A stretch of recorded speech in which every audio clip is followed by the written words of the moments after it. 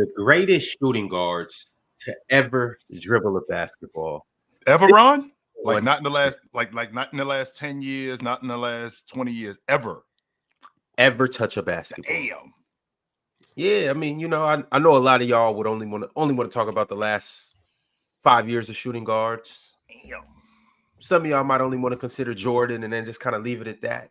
But it's 10 great shooting guards and some other guys that got left off the list, Mars. You think it's some pretty good honorable mentions? Well, I need to know who the honorable mentions are to know if they're pretty good. You think it's a couple snubs, or do you think it's like a set 10? Nah, there's definitely not a set 10 because I had like 13 guys who I seriously considered. Maybe more, but yeah. Believe it or not, hard, boss. So we did, if you haven't tapped in yet, we did the top 10 point guard list. I don't remember the exact day. You guys have to go find it. It shouldn't be that hard to find. We did the top 10 small forwards list, and now we're doing the top 10 shooting guards. And with this list, it was the least parity out of all the other two. It was only 12 guys that got votes. Yeah, okay. Only 12 guys. So we'll talk about those guys. We also have 3 ties in here too.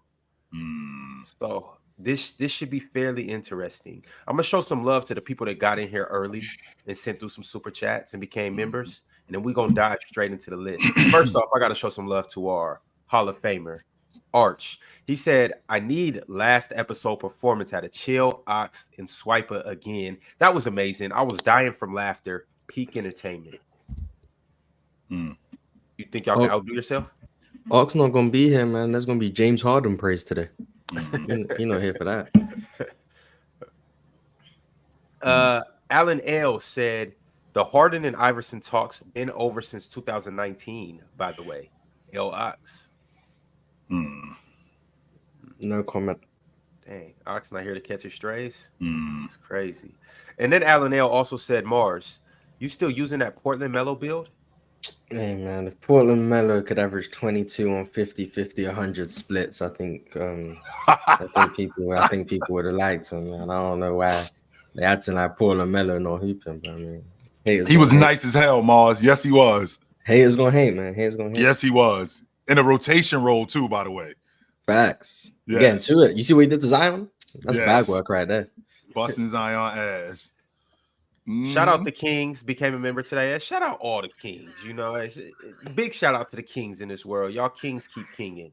Also, shout out Ezekiel. He also became a member. And last but not least, before we get into this list, y'all know it can't be a shooting guard list without Adam West chiming in and saying Steve Francis is one of those 12, right?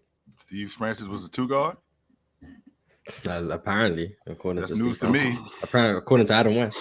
That is news to me. Yeah, I ain't know, but I didn't know neither. Try to get him on the list, I guess. I didn't know Steve Francis was. I didn't know Steve Francis played off the ball. I did not know that. That's news to me. I'm not mad at you, Adam. You're trying to be a best. Katino Mobley played point guard for them. Who? Katino Mobley. No, he didn't. He played off the ball. He played point guard. No, he didn't. That's not true. All right, I got your back, Adam West. Let's go ahead and get into it, y'all. So we got a few honorable mentions. I want to go ahead and show them some love. This is going to be a great list. I'm telling you guys. All right, this is the one list I'm not standing on, by the way. Like, I'll happily have someone say, "Oh, my list is terrible." I don't even like my list, but it is what it is. It was just outside the top 2. I struggled. Everything else, I struggled. You struggle with your biasness, or you struggle trying to put guys in the right place? I struggled trying to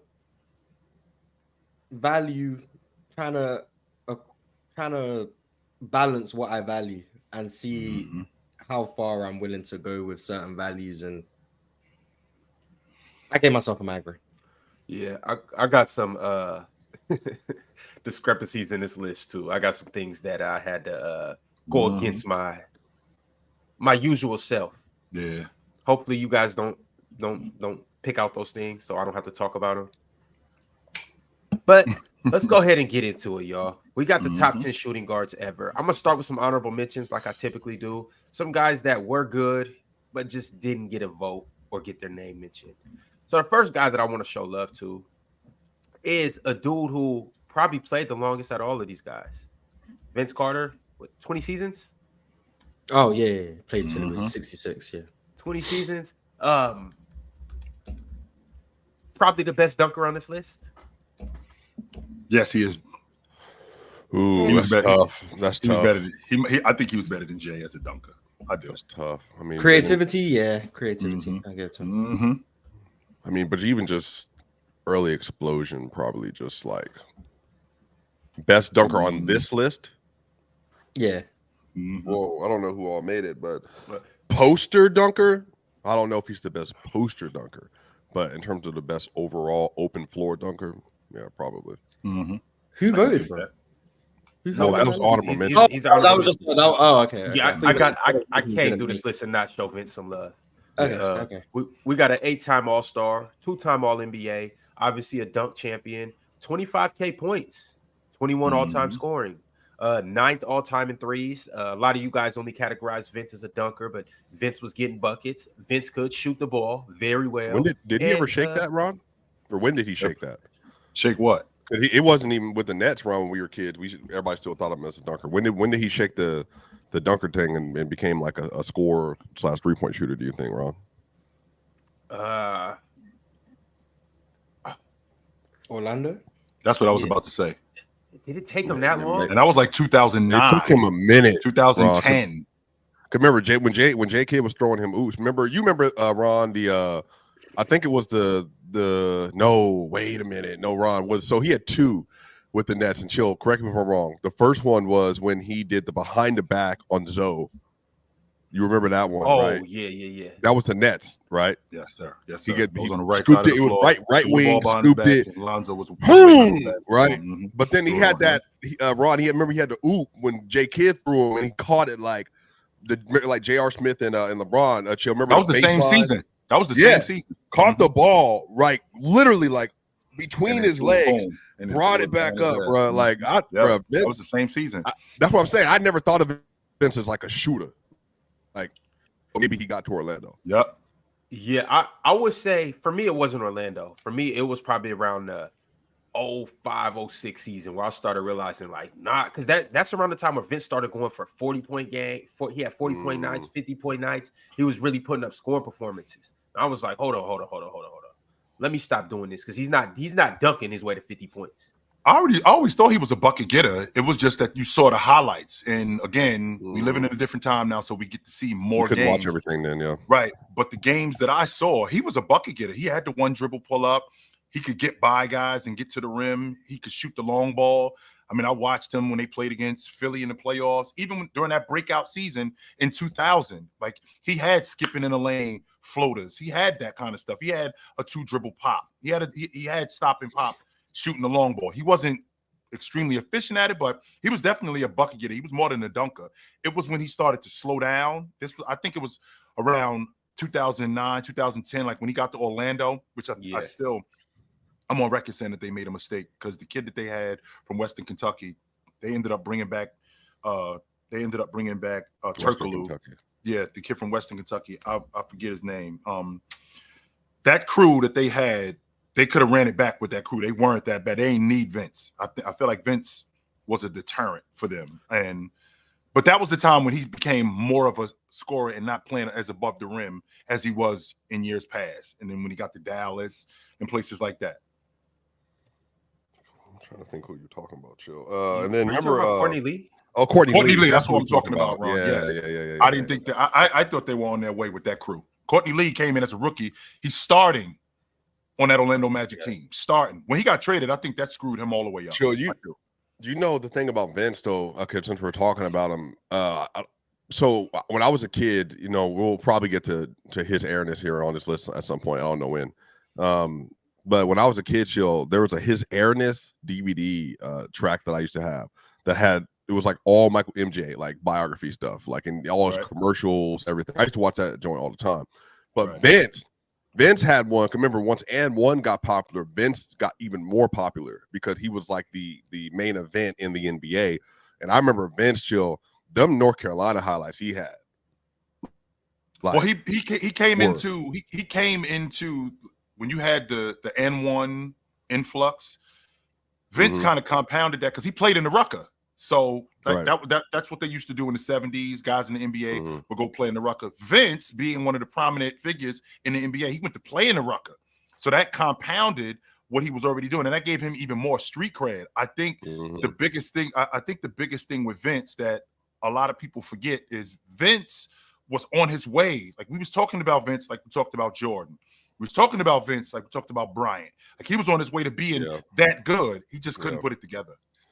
Yeah, and then last point, Vince Carter also got me dunking at 13. And I'm saying Vince Carter directly impacted me dunking at 13 years old. Because you remember the Jumpman shoes, Chill, the ones that you could like walk around in that had like the sole was like this. So here's your back foot. Mars, literally, you could walk around them all day, and there was like the Jumpman programs that we would do. Like you would just like do 500. I would do 500 jump rope a night, Mars, for like a year, because I wanted to jump. And I'm legit. It made a difference from when I was 12, I could touch the rim, to by the time I was 13, I was dunking, and it was because of Vince and like watching some of the program stuff that he used to put out. Like, because he was selling like why I can jump so high, which is obviously a lie now because he's Vince Carter, but. I mean, Vince was transcendent for a lot of us when we were kids. Nobody cared about basketball in Canada. Canada is a hockey country, and Vince made basketball popular in the country of Canada, not just in the city of Toronto, not just in other cities. No, Vince made basketball popular in Canada. You got people now with basketball hoops in their driveway because of Vince Carter. Right. And Vince made basketball relevant throughout that country. Vince, Kobe, and AI from like 2000 to 2003. 100% he was. He was a big Respect T-Mac? No. I haven't got the T-Mac yet. We'll get the T-Mac. But I'm saying like those three, especially from the dunking. Kobe was the shot making. AI was the crossover game. And then Vince was like just trying to yam on people. Right.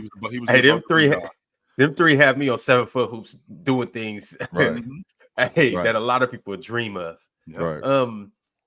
But yeah, well, I gotta ask a question though, and Mars, this is specifically for you. Vince Carter today, where does he rank in the pantheon of shooting guards? Is he better than Zach LaVine today, Mars? Way better. Yes. Yeah. What? Well, the reason why I'm asking, slow down. Remember Zach LaVine when he was healthy, man. This is what I'm talking about, Mars. This is what I mean. How people talk about Zach LaVine. It's not a wash. Zach LaVine, 2021, 2022, Zach LaVine. The high flying Zach LaVine. Is that a conversation, Mars? No, but Zach LaVine was tough. But but Zach LaVine was tough. All right. I still think Zach's tough. Yeah, but is he better than Devin Booker today? He top three. I'll say top three, as just to make sure I don't offend anyone. I think he's top three. Is he better than Devin Booker today? No, because that's number one. So I don't want to say I think he is better than Devin Booker. He's top three. I know he's top three. That's all I know. You think he's better than Ant? He top four. He top four today. He top four today. There we go. Yeah, he top four today. There we go. He's 1000% top four. I can guarantee. He's definitely a top 5 2 guard. He's definitely a top 5 2 guard in the game. Shooting guard. Absolutely. Who else would be competition for him right now? Ant, Booker, Mitch. Oh yeah, they're also top four. Yeah, well I mean, he might be. I think he probably better than Donovan Mitchell as Apex. I don't think he ever had the true team around him, because the Raptors team, they weren't very good. They never should have been in that situation. And then I think now New Jersey, they could have been special. I think they could have been really good. They were just about another piece away. And maybe it was just because Vince wasn't what we thought he was. Well, he wasn't. Yeah, that's probably why it wasn't. Yeah. It wasn't because of the talent. Richie Jefferson was really good on that crew. Jason Kidd was really good on that crew. They had a good team. They had like Keith Van Horn at center though, and Collins.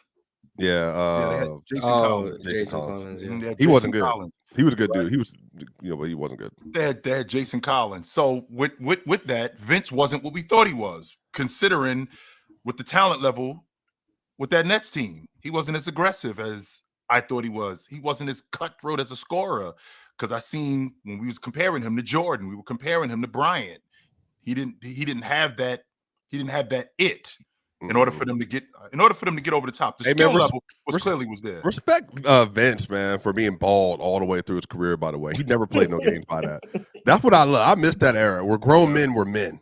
You know, we have all that. Being bold is proof of. Then we had them locks and all them dreads and all that stuff. You know, we had fades and we were bald. That's when men were men. You know what I mean? We have long hair. Because remember, long hair didn't used to exist in hoop at all. It literally didn't. I don't know when it came back. Dr. J. No. I'm talking about dreads and locks. That did not exist in the league for the most part, except for like Olin McCambie, and there was one other player. Who's the dude that bench player, Ron? He was a shooter. He played in New York and played in Denver. He was a shooter. He was a wing. I know you're not talking about Latrell Sprewell. Nah, bro. Latrell had braids. Bro. No, bro. He was a role player, bro. He played with the South Carolina. And he played with the Knicks too. He played behind JR and them. But I cannot remember that man's name, bro. I'm looking right at him. But Balkman. It was Balkman. That's him. Yeah, there was not a lot of players that had that. So Vince, everybody was Ronaldo Balkman. Everybody was following MJ. And everybody was bald. Even Kobe was bald. That's when you had. That's when you knew you were peak. Kobe had like a little buzz. Nah, I remember Kobe had cut it off though for a little bit. It was like Kobe first came in the league. Yeah, it was a zero. Yeah, he first came. It was a zero, bro. It was a zero. Everybody wanted to be MJ. And then Kobe got locked in, and he realized that, in the words of my man Damo, MJ's a bald menace. So let me grow some hair. By the way, he's not gonna make this conversation at all. But shout out the best 2-guard dunker in game I've probably ever seen. Still Gerald Green. I probably still Gerald Green probably top. Gerald Green. You don't know. You don't know. He's not on those Mars. That dunk he had in New Jersey, y'all, to this day. That alley-oop, coach. That alley-oop he had looking down in the rim to this like day. The craziest thing I ever seen. Gerald Green gave us some good years in Houston too. Yes, he did. He was great. I wanted him. Yeah, he was nice. Gerald Green, another guy too, similar to Vince. Like when you get put in that dunker cat. No, I'm saying Gerald Green could get a bucket. Oh, okay, but I thought you were talking about like similar to Vince. No. I'm talking about like people would overshadow their whole game just based on the fact that they could dunk like that. Man, you know what? Matter of fact, that's another one. That era was the best. Chill. We had Shannon Brown and Gerald Green. Gerald Green came out of high school too, bro. He went to your high school? No, I said he came out of high school, but he went to high school that's down the street from me. Though. It was his high school don't exist no more. This finger he's missing, right? The shooting hand finger. Yeah, that's crazy. He got 9 fingers. What? Yeah, he shot like 9.5. Yeah, it's like this, Chill. He was able to become a legit 3-point shooter with just 9 fingers on his shooting hand. First of all, Gerald Green was like the #1 player in the country at one time. Right. I think him and Lou Williams. I did not know that. Vaughn Wafer, Gerald Green, and Shannon Brown all came out with similar characteristics at the guard position. Vaughn went and then Vaughn went to Maryland and then ended up doing whatever. So I'm telling y'all now, again, Ron, if we want to talk 2-guard, the legacy of the league is at 2-guard. Now it was more hood ball, but bro, I can go 2-guard all day, bro. Like, that was it. Shout out some guys that didn't make the list for me, like Manu Ginobili, Vince Carter was one of them too. Ginobili had some bangers on people too. They might have made the all of our list, but maybe Ginobili. I could see somebody sneaking in Ginobili, but I'm gonna disagree. The only one would do it with Mars. And if Mars didn't do it, he didn't do it. And Ox. Oh, wait a minute, y'all. Yeah. Wait, no way I did that. I'm sorry, Pirate. Did I leave David Robinson off the list? No way. No, he changed the game, Mars. I don't leave David Robinson off the shooting guard list. I mean, I don't leave David Robinson. We don't do a shooting guard. You mean Iceman? You talking about Irvin? I'm talking about George Gervin. No, bro. No, not. I'm talking about. Bro, I said David Robinson. My fault, bro. I'm tweaking. Yeah, right you meant George Gervin?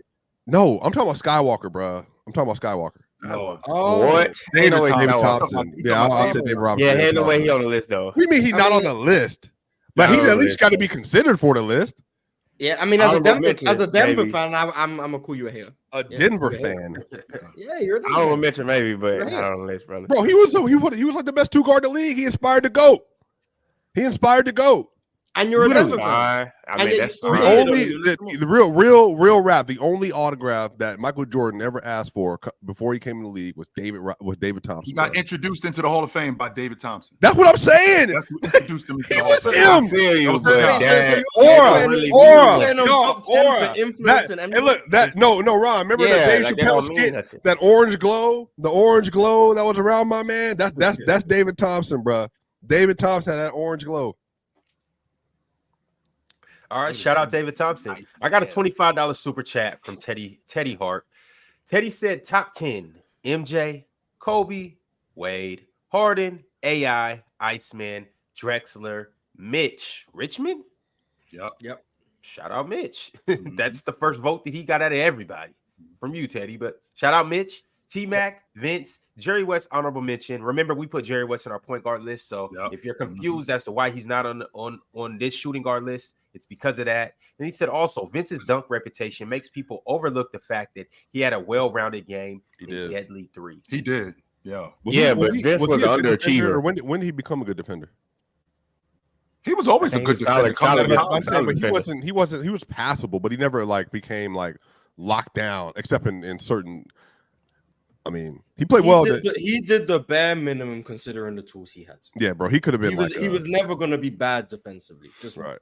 A 6'6" wing with But I would honestly say that Vince Carter had underachieving career. He just didn't turn out to what everybody thought he was going to be. Like, he does amazing things, but it was like, okay, when you going to turn the corner to be top level? Like, when you going to be top 3 in the league with all the gifts that you have? Why aren't you top 3 in the league? Why aren't you? Vince is really a number 2 option. It's kind of tough though, bro, because it's similar to, I think Ant's going to be in the top of the league conversation at some point, but Ant's also going to be in the league with I think Luka, Wemby, and SGA and the rest of them. I think Vince is he was in the league with Kobe and Shaq and Duncan and Nash. I think Ant is going to be more superior. Like when you kind of relate that together, I think Ant with Luka and them. Ant is one of them. Ant is one of the Lukas. Like Vince Carter was not one of the Kobe's. Was not one of them guys. What? Well, a lot of that has to do with mentality, though. What's that? Yeah, that's what I'm saying. That's what I'm saying. Vince don't have that mentality. And he got smoked by Luka. 21 years old, man. No. We doing this age. Okay, 23, first of all. Yeah. And he's not Luka. How old is Ant? Ant 23? 23. He just turned 23 this summer. Bro, you he treat played the whole year 22, though. So right. Y'all treat him like Tatum. Tatum 19 for the next 6 years. Right.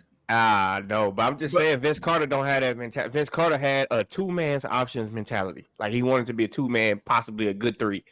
I don't think you could have won NBA championship with Vince Carter as your number 1. Well, that was proven. Don't think so. That was right. proven. That's what I'm saying. And it was just like he would be a great number 3 or number 2 option. Ooh, bro, but Vince Carter has some years in here, y'all. Look at this. But he was a number 2, though. I mean, they were in the conference championship against the Celtics in 2010, and he was the number 2 to Dwight Howard, and he wasn't. You talking about with the Magic? Yeah, not Orlando team. He wasn't as aggressive. Yeah. He wasn't as aggressive as people would like him to be. He wasn't as aggressive as I would have liked him to be. I would have liked to seen him more take over games. I would like just don't have that though. Y'all listen to this. Chill. When he finished 11th in the MVP conversation. That's the second highest he ever finished. That's ridiculous. In that same year, but listen to these names though, Chill. He finished 11th. Ray Allen, Milwaukee. Ray Allen was ahead of him, right? Mm-hmm. But then you had David Robinson, Kobe, Jason Kidd, Karl Malone, Tracy McGrady. Y'all remember Tracy when he first went to Orlando. Yeah. And then you had Kevin Garnett, Chris Webber, Shaq, Duncan, and AI. That era was loaded. I don't know who Vince could have jumped. Like he could have jumped his cousin. He could have jumped Tracy McGrady. He was never jumping T-Mac. T-Mac was always like that. If he had the mentality, which would explain why T-Mac left. Is that the idea? No, remember T-Mac, they were using him as like a defensive player, like a defensive player, like a wing. Yeah. And honestly, respect, similar to James Harden. I knew James Harden was good. I knew T-Mac was good, but I didn't think you didn't know. You didn't see that. Yeah, I could agree with that. Bro, literally, he stepped into Orlando and it was like, I'm giving Kobe buckets. Right. Every time we see. I didn't know he was that good. I did not know he did. Chill. When that man started, hing, splash. I said, Yes, I did not know he was that good. I did not know he was that. And I seen him before. He's 6'9", bit of it. All right, y'all. We're going to move on to the next honorable mention. Didn't get a vote, but I feel like he deserves to have his name brought up in this conversation. A two-time champion for the Detroit Pistons, Joe Dumars, 1 Finals MVP, 3 All-NBA, 5 All-Defensive Teams, and 16K all-time. Solid. I probably have him outside the top 20, though, to be honest with you. Top 20? You can name 19 two guards better than Joe Dumars. Was he better than Rip? Yes. Yes, he was. Was he better than Chauncey? Yes. Chauncey's a point. You think he's better than Chauncey? Even though Chauncey's a guard. That's tough, Chill. Yes. That's tough. Yes.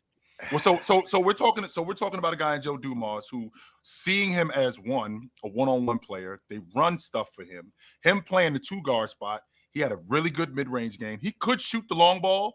He was really good at the rim, lockdown defender. And when I say lockdown defender, I mean everything that you got, you had to work your ass off to get it. At 6'4", could body bigger 2 guards. Not only could he body bigger 2 guards, when he got switched on to bigger guards, he went after them. Prime example would be in the NBA Finals when they played against the Lakers. I love the fact that Chuck Daly, the offense that he ran, made it clear to Joe.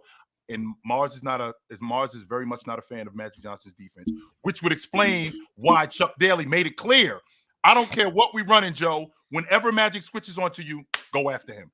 Do not let him off the hook. And they ran plays 6, 7, 8 different times where Joe Dumars got switched on to Magic, and he went after him, continuously going after him. Joe Dumars, I think he was the only guy on that crew. I think in either 89 or 90. He was the only guy on that crew to average 20 a game in the playoffs. It was something like that. Something similar to that. And with that being said, him on the defensive side of the basketball made him very much a very good defender. I can't name 15. I actually had him right out. I had him right there in the top 10. You got Joe Dumars better than Joe Johnson? Yes. ISO Joe was cold too. Here's the thing you're looking at. I think you're looking at Joe Johnson as a bucket getter. But Joe was never that dude. I'm sorry. There's a reason why. Joe was never who? He was never like upper echelon, like 2-guard the league, bro. I mean, he was a good player. No, not with the rest of them, bro. I wouldn't even put Joe Johnson was Vince Carter was better than him. T-Mac was better than Kobe, better than Dwyane was better. He wasn't even Coach, in there. When you listen to Coach, so D Wade was never dominant, but Joe Johnson was just one of them ones. Coach, let me ask Joe you Joe Johnson. Just a quick question, Coach. Go ahead. I'm gonna come back to that dominant statement, Mars. We're gonna talk about that. 2 guards. When you talk about 2 guards, Coach, what are you looking for in terms of a not just a dominant 2 guard, but a great 2 guard? What are you looking for? Man, great 2 guards kind of hard to answer, but a good two guard is just reliable. Obviously you got size. Obviously, can you play on both sides of the ball? Can you occasionally make plays too? What kind of plays are you talking about, Coach? When you say playmaker, like make plays like for your teammates. Like, can you get in the lane? Can you kind of run the offense? Can you be like a combo guard? Okay. Yeah, absolutely. Take pressure off the point guard.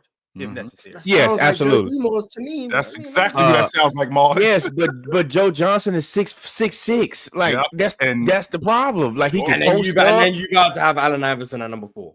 Who was I got Allen Iverson probably at 3, bro. Here's the thing, though. Even worse. He was 5'11". That's my y'all are out of y'all mind about Allen Iverson, bro. I'm not saying you're wrong about AI, but I'm saying but we talk about on the size, and then you're gonna go. Yes, but the size, but there's a criteria. We're not just talking about size for anybody. Like Steph Curry isn't 6'5", but you'll take Steph over somebody 6'7". 2 guards, and then go Joe Dumars versus Joe Johnson on size. Because Joe Dumars and Joe Johnson are similar. That's why I would take Joe Johnson. Only to you. No, not to me. Joe Johnson is 6'7". What are you talking about? Run a poll. We need a poll. Joe Johnson is 6'7", bro. What are y'all talking about? Joe Johnson. Who's better? Coach, everything that you mentioned, Coach, about your 2 guard, that's Joe Dumars. There's a reason why he's called ISO Joe. Because a lot of the stuff you talked about, he didn't do that. He didn't. He was a bucket getter. That's who Joe Johnson was. He was primarily a bucket getter. He could make a one-on-one player. He could make one-on-one player primarily. That's who he was.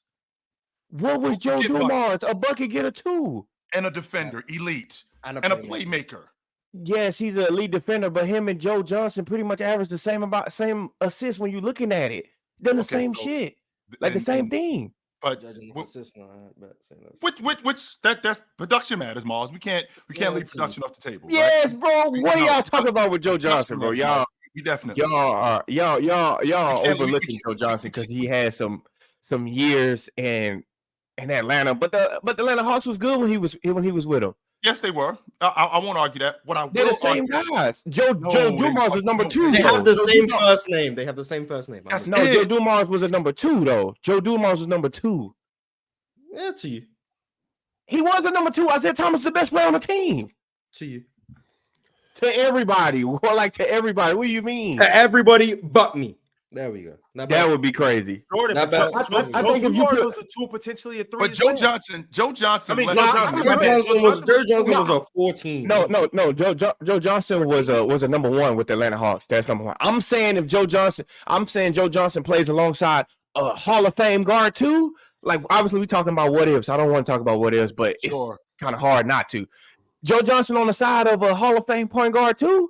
Just so you know, he did. He played with Steve Nash. I don't know if you know that, but he played with talking about. Yeah, I do know that. You're talking about earlier on though. He left Steve Nash. He didn't have to leave Steve Nash. He left Steve Nash because he wanted to go do his own thing, and we saw how that happened with him as a number 1. We saw what happened. The Atlanta Hawks was pretty good. They were pretty good, you know. Yeah, they accomplished pretty much the same thing Steve Nash accomplished. They did. The Hawks accomplished the same thing the Suns accomplished. They go to the Eastern Conference Finals, Western Conference Finals. Joe Johnson was never in the East Finals with. When did they? No, yeah. When did they go to the East Finals? So okay, let me go. Maybe later on. You think Al Horford? That was 14. That was 14-15. That fraudulent 60-win Atlanta Hawks team. They were. Let me talk. Joe Johnson was an Underhawks. Yeah, I know. I'm trying to remember. Paul Millsap was the best player on that roster.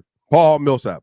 You talking about 24? Yeah, that was 2014, 2015. Yes, Joe Johnson. Yeah, Joe Johnson was in Brooklyn. Man. Team basketball. That was an AAU pass the ball around the court team. Respect.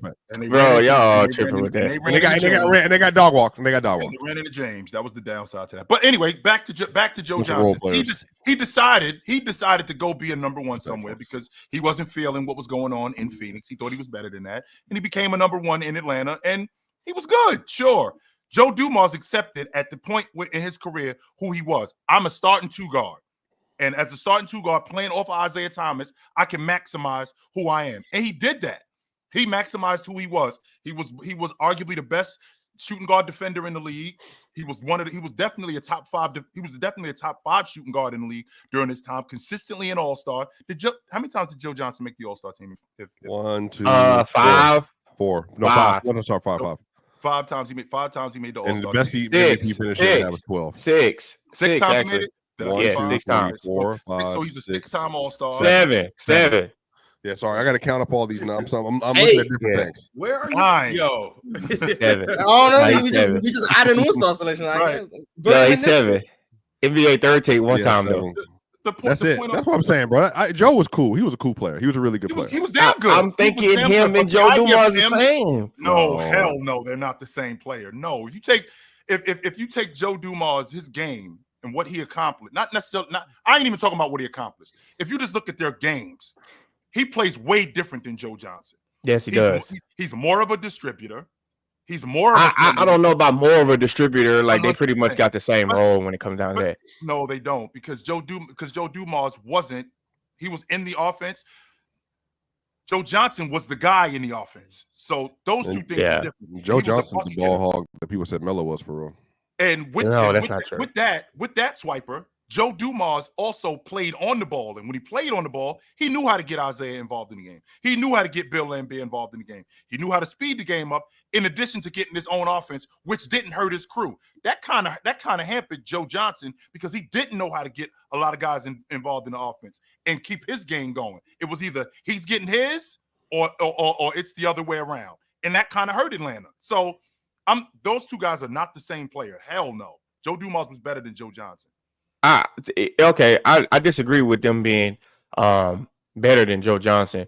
I mean, with them being better than Joe Johnson, but to kind of agree with you, I'm saying that it's close. I'm saying that like similar guys. Like you can 1 and 2. It's not like, oh my God, I can't believe you picked Joe Johnson over Joe Dumars or Joe Dumars over Joe Johnson. Like that's what I'm saying. I'm saying it's like you're not wrong for picking one, but I would pick Joe Johnson because he's 6'7". This is why I would pick him. They're similar in production, and one is 6'7". I ain't even talking about Ron running the poll. If you ask the basketball community, and I ain't even talking about people my age, let's talk about even people your age. If you ask the basketball community and people your age, pick between Joe Johnson and Joe Dumars, I'm willing to bet more than 70% of them will say Joe Dumars is better than Joe Johnson. And listen to this. Joe Dumars talking about impact. No, Joe Dumars, even his career, he just has like a better career, period, than Joe Johnson. He was a far better defender than he was. He was just as good of a scorer on lower volume. He was a good shooter. Like, he did everything he was supposed to do, and he was a good off-ball player. Like, he fit in well on the championship team, and he took a lesser role in order to do it. So, like, I don't really know. And since you on the subject, a lesser role, or was he just?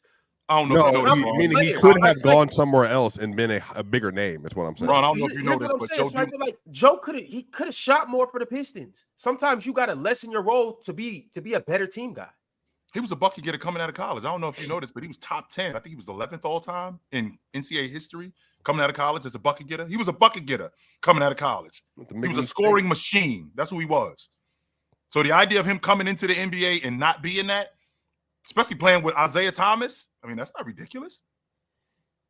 All right, y'all. Well, big ups to Joe Dumars. Big ups to Joe Johnson as well.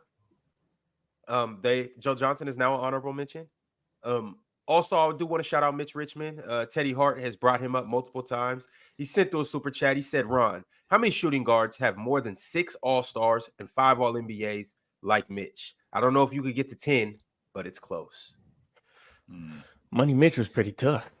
Money Mitch was nice. He was better than Joe Johnson, too. You should have been arguing for him. He was better than Joe Johnson. Was Joe Johnson better than Glenn Rice? I forgot about Big Dog. I ain't gonna lie. I forgot about Big Dog. Not Glenn Robinson, Glenn Rice. Right. Oh, you said Glenn Rice, but I definitely forgot about Big Dog though. But shout out Big Dog too. Shout out Big Dog. Yeah, I forgot about him. Chill. You want to talk about somebody on the early 2K? Way back in the day. Hey, Glenn Rice was him on 2K for sure. But I ain't gonna. But come on, Joe Johnson better than him. Stop it. Like Glenn Rice? Yes, Joe Johnson is better than him. No, he wasn't. No, Joe Johnson he wasn't. How many ways can Joe Johnson score? He can score on the perimeter. Wait. What can Glenn Rice not do? Well, I'm confused. If I'm posting up, I'm going Joe Johnson. What? Yes, Joe Johnson posting up. Like that's a part of his arsenal. I can post Glenn Rice up. wasn't a post up wing. He was a big wing for sure. Big wing, but not as skilled as. Yeah, he was legit. I'm not taking none away from. I'm looking at better scoring numbers than Joe Johnson. By the way, I'm confused. No, you're not. No, you're not. You're looking at maybe 1 year. You're looking at maybe 1 year, bro. Wait, hold on. So from All-Star, 2-time All-Star. You talking about 2-time All-Star Glenn Rice? 2-time All-Star, but just in Charlotte, he was better than anything that Joe Johnson ever did. Ever. One year, brother. 1 year, brother. But one of them All-Star games, he won the MVP of the All-Star game. Just so you know, since you want to bring up All-Stars, 3-time All-Star. Now that's just a criteria. All-Star game. So yeah, that's just a criteria though. Before that's just a criteria. I'm looking at a dude that played 79 games in one season, had 26.8 points a game, assists, 4 rebounds, shot 47% from 3.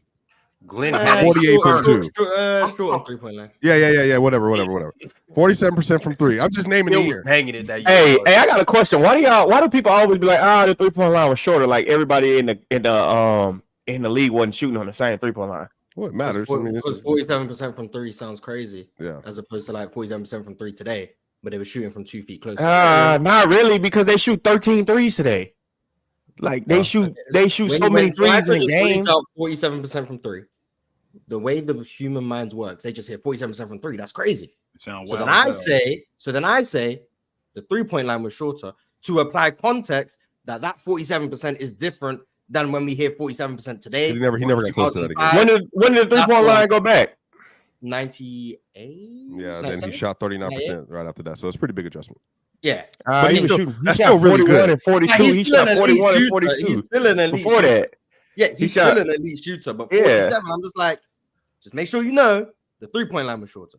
That's what I'm saying. He led the league that year. Yeah, he did lead the league with 47%. Man, they should have left the line right where it was, just so they could let I mean, it's a pretty big deal to be able to shoot 2 feet closer to the basket. Yeah, I'm not saying non-elite shooters become elite shooters. Glenn Rice was an elite shooter. Steve Kerr was an elite shooter. I'm pretty sure his highest seasons were also the short and 3-point line. I'm just saying, when you hit 47%, make sure we are aware of the context that line is not the same line that has been used in every other year of NBA history except those 3 years. That's what I'm saying.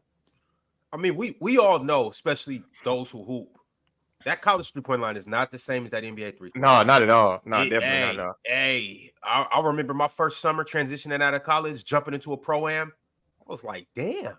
That corner three give you some justice, man. Chill. It damn near feel like a half-court shot. I was like, but then here's also the thing too that you got to understand: when you're shooting threes, especially if you're coming off the dribble, but a lot of times when you're stepping into your shot, you can't shoot out on the line, otherwise your foot's gonna be on the line. Right. So you got to give yourself some distance too. So now it's almost like you shooting from a whole different stratosphere because you got to spot up a foot behind the line. And sometimes you don't got a chance to spot up. Sometimes you move without the ball and you just got to catch and let it go. But before you know it, you shooting 2 feet behind the line that's 2 feet longer. So it feel a whole lot different. Yeah. Sure, let me see. I just brought that point up because like sometimes like people bring it up in silly debates, like, well, the 3-point line was this, but I'm like, bro, everybody shot the same 3-point line. Why don't they have the same like numbers? Like they shot the same from the same 3-point line. Like people love bringing that up with Michael Jordan. Well, he shot great one year when they moved the 3-point line up. Cool, he still shot 50% from the field. Like regardless, like that's like I hate when they just bring that argument up like it only benefited him, but. That was all. But anyways, I want to go back to Mars's D Wade was dominant. Cause I kind of got a little bit to what I meant by the dominant thing. When I say a dominant player, brother, this is what I mean, a dominant player. Number one, let's look in the win column too. That's number one. Number two, let's look at nightly production. Okay. Number three, let's listen to what people say when they gotta guard you. Do you have to go to sleep early before somebody come in town? Kawhi is not one of them players. That's number one. I'm not going to sleep early because Kawhi Leonard is coming to town. You know why? Because you don't even know if he's gonna play. That's why. Like, you're not worried about that. So you're staying on this hill. Oh, I thought, okay, never mind. Yeah, absolutely. Now, you're saying on the hill for D Wade too, or just for Kawhi? Yes, I'm gonna tell you about Dwyane Wade. Dwyane Wade is an elite player. Dwyane Wade is an elite player. But when we throw the word dominance around, that's totally different. Allen Iverson was dominant. How was he more dominant than Dwyane Wade? Because Allen Iverson took a bunch of guys from just out of football practice to the NBA Finals. Hey, Coach, save this. When we get to Dwyane Wade, save this. Press pause on this and we'll be back here in a please. All right, I got you. Please. But one more thing, though, about the dominant. How can we say somebody dominant if you're not the best player in the league or like close to the best player in the league? Coach, come on, man. Okay, first of all, I think D Wade was a top 3 player in the league. So no, he wasn't. Never. D Wade was never a top 3 player in the league. 08-9, he never was top 3. 08-9 wasn't top 3. No, okay, we can get back. Who were the 3 players definitively better than D Wade in 09? Kobe Bryant, LeBron James, now before you go any further, Coach. 09, I said 09. In 2009. And when we say and when he says better, he means there isn't a question. This dude is better than this dude. That's what he means. 08-9, who was definitively better than Dwyane? Kobe, LeBron, T-Mac. T-Mac in 09. 09. In 9. 09. You talking about 08, you remember? We talking about Houston? Oh, y'all crazy as hell. Houston T-Mac was better. Coach, was Dwight Howard definitively better than no, he didn't bring him Dwight. How many games did T-Mac play in 09? Can someone look that up, please? Oh, you talking about? But I know you're talking about like any time in the league. Period. Dwyane Wade. No, just that one season, just 08-09. That's as far as we going. That was. I don't know. I mean, y'all can go that far. I'll go back to 08 and 07. Yeah, I probably could say Dwight Howard. I probably could say Dwight Howard was better than him too. Okay. Was Dwight Howard better than peak Dwyane Wade or something? I ain't expecting. Bro, y'all understand that Dwyane Wade y'all talking about probably only won like 41 games. What? How many games T-Mac win? I don't know at 08, 09, but the Dwyane Wade that you're talking about, that's so dominant, only won 41 games. In 08, 09, coach, if Dwyane He Wade played- isn't on that yeah, Miami Dwyane- Heat team, he they're Okay, first of all, hey, 30 games that year. let's respect Ricky Michael Beasley as help. Shout out to Michael Beasley. And a Now we wash gonna move the Jermaine O'Neal. goalposts. Okay, let's move the goalposts. And Let's Mario see. Chalmers. Name me 4 All-Stars. Name me 2 All-Stars that Allen Iverson played with. 2 All-Stars, Dikembe Mutombo. Mutombo, that's 1. And then are you saying from the 76ers or Philly. later? Yes, Philly. In Philly, he played with Weber. Weber was over though. Yeah, but, Weber was Weber- All-Star. Weber You was talking about his Okay. whole tenure? Okay, are you talking about? What Are did you talking Allen about his Iverson whole do with tenure? those guys that You just talking got about out his of whole jail? tenure? I mean, he played with Jerry Stackhouse. Jerry Stackhouse. That's what I'm saying. You talking about his whole tenure? Or you just Listen, talking about listen, 2001? listen. He played with Carmelo, and Melo Did- was at the apex. Listen, what did Allen Iverson do with those guys that just got out of jail? Jail. What did he do with them? What he doing? They beat the Raptors. He took them to the finals, and he In the won a East. game against a team that did not lose the game. What's that? Well, I don't know. I'm confused though. Like, what? That's So you're called saying that 1 year? dominant. That's what a No, dominant. Wait, hold on. Time out. Wait, no, Mark, hold on, Mark, He hold did that with the on, Mark. All-Star. I don't know if that counts. He did it with the Mars, All-Star. what happened in 2006 with Dwyane Wade then? Help me understand. What did he not do in that run to not prove he was dominant in 2006? That Obviously alone nobody right thought there, he was Jordan. dominant. Obviously, nobody thought he was dominant in 2006. Where did he finish? In the No MVP one vote, thought too? that Bro. that Dwyane Wade was Bro, dominant in But year then in 3 2009, on the way when he to a finished title. seconds, you said he Bro. didn't win enough. The goalpost Bro, is flying you around are right talking now. about somebody that's My dog's dominant that best they got friend. Hold on. 12th in the MVP voting. But then in 2009, when he came seconds, you're like, he didn't win enough. Like, make up In your mind. 09 when he became He what? came seconds in MVP in 2009. Second. Third. That good enough? Third. Did he not come second in 2009? Third.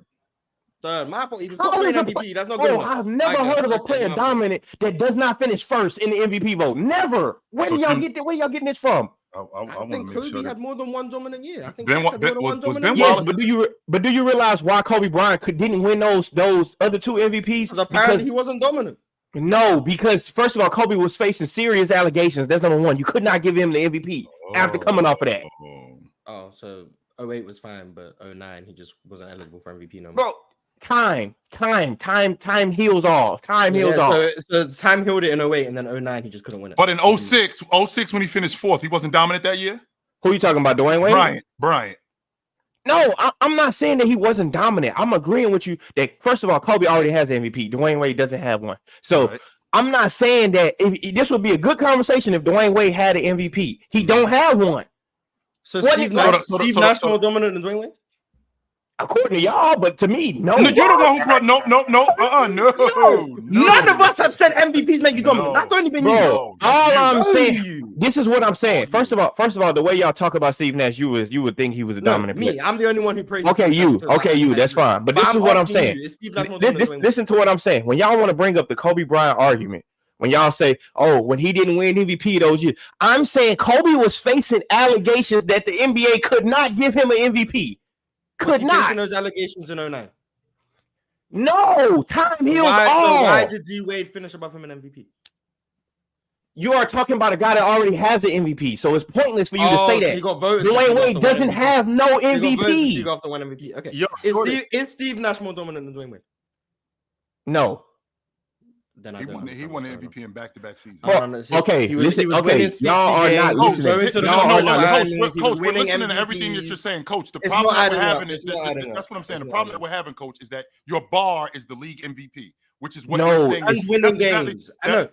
MVPs your winning bar games. is- Steve your Nash, bar number is- 1 seed, 55 wins, conference finals, 2 MVPs. All of that is more than what Dwyane Wade was doing, apart from 06. But 06 doesn't count because he was Listen MVP. to So what he I'm would have to listen. be more dominant. This is what I'm saying.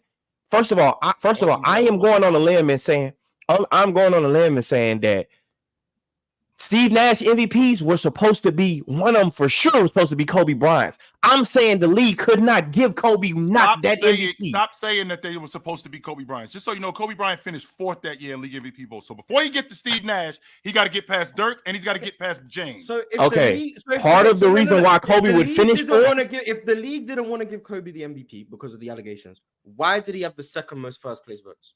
Those voters didn't get the member. They didn't get told. Oh, we So can't they vote clearly for were Kobe. voting for him. So those that's guys not who true. voted him first, he had the second most first place votes. Regardless, Were they just he not did in the not. group chat? Were they just not in the group chat where the NBA said you can't vote for Kobe? They just didn't get the message. Is that what happened? Their phone was on do not disturb. No, regardless what y'all saying, he did not win it.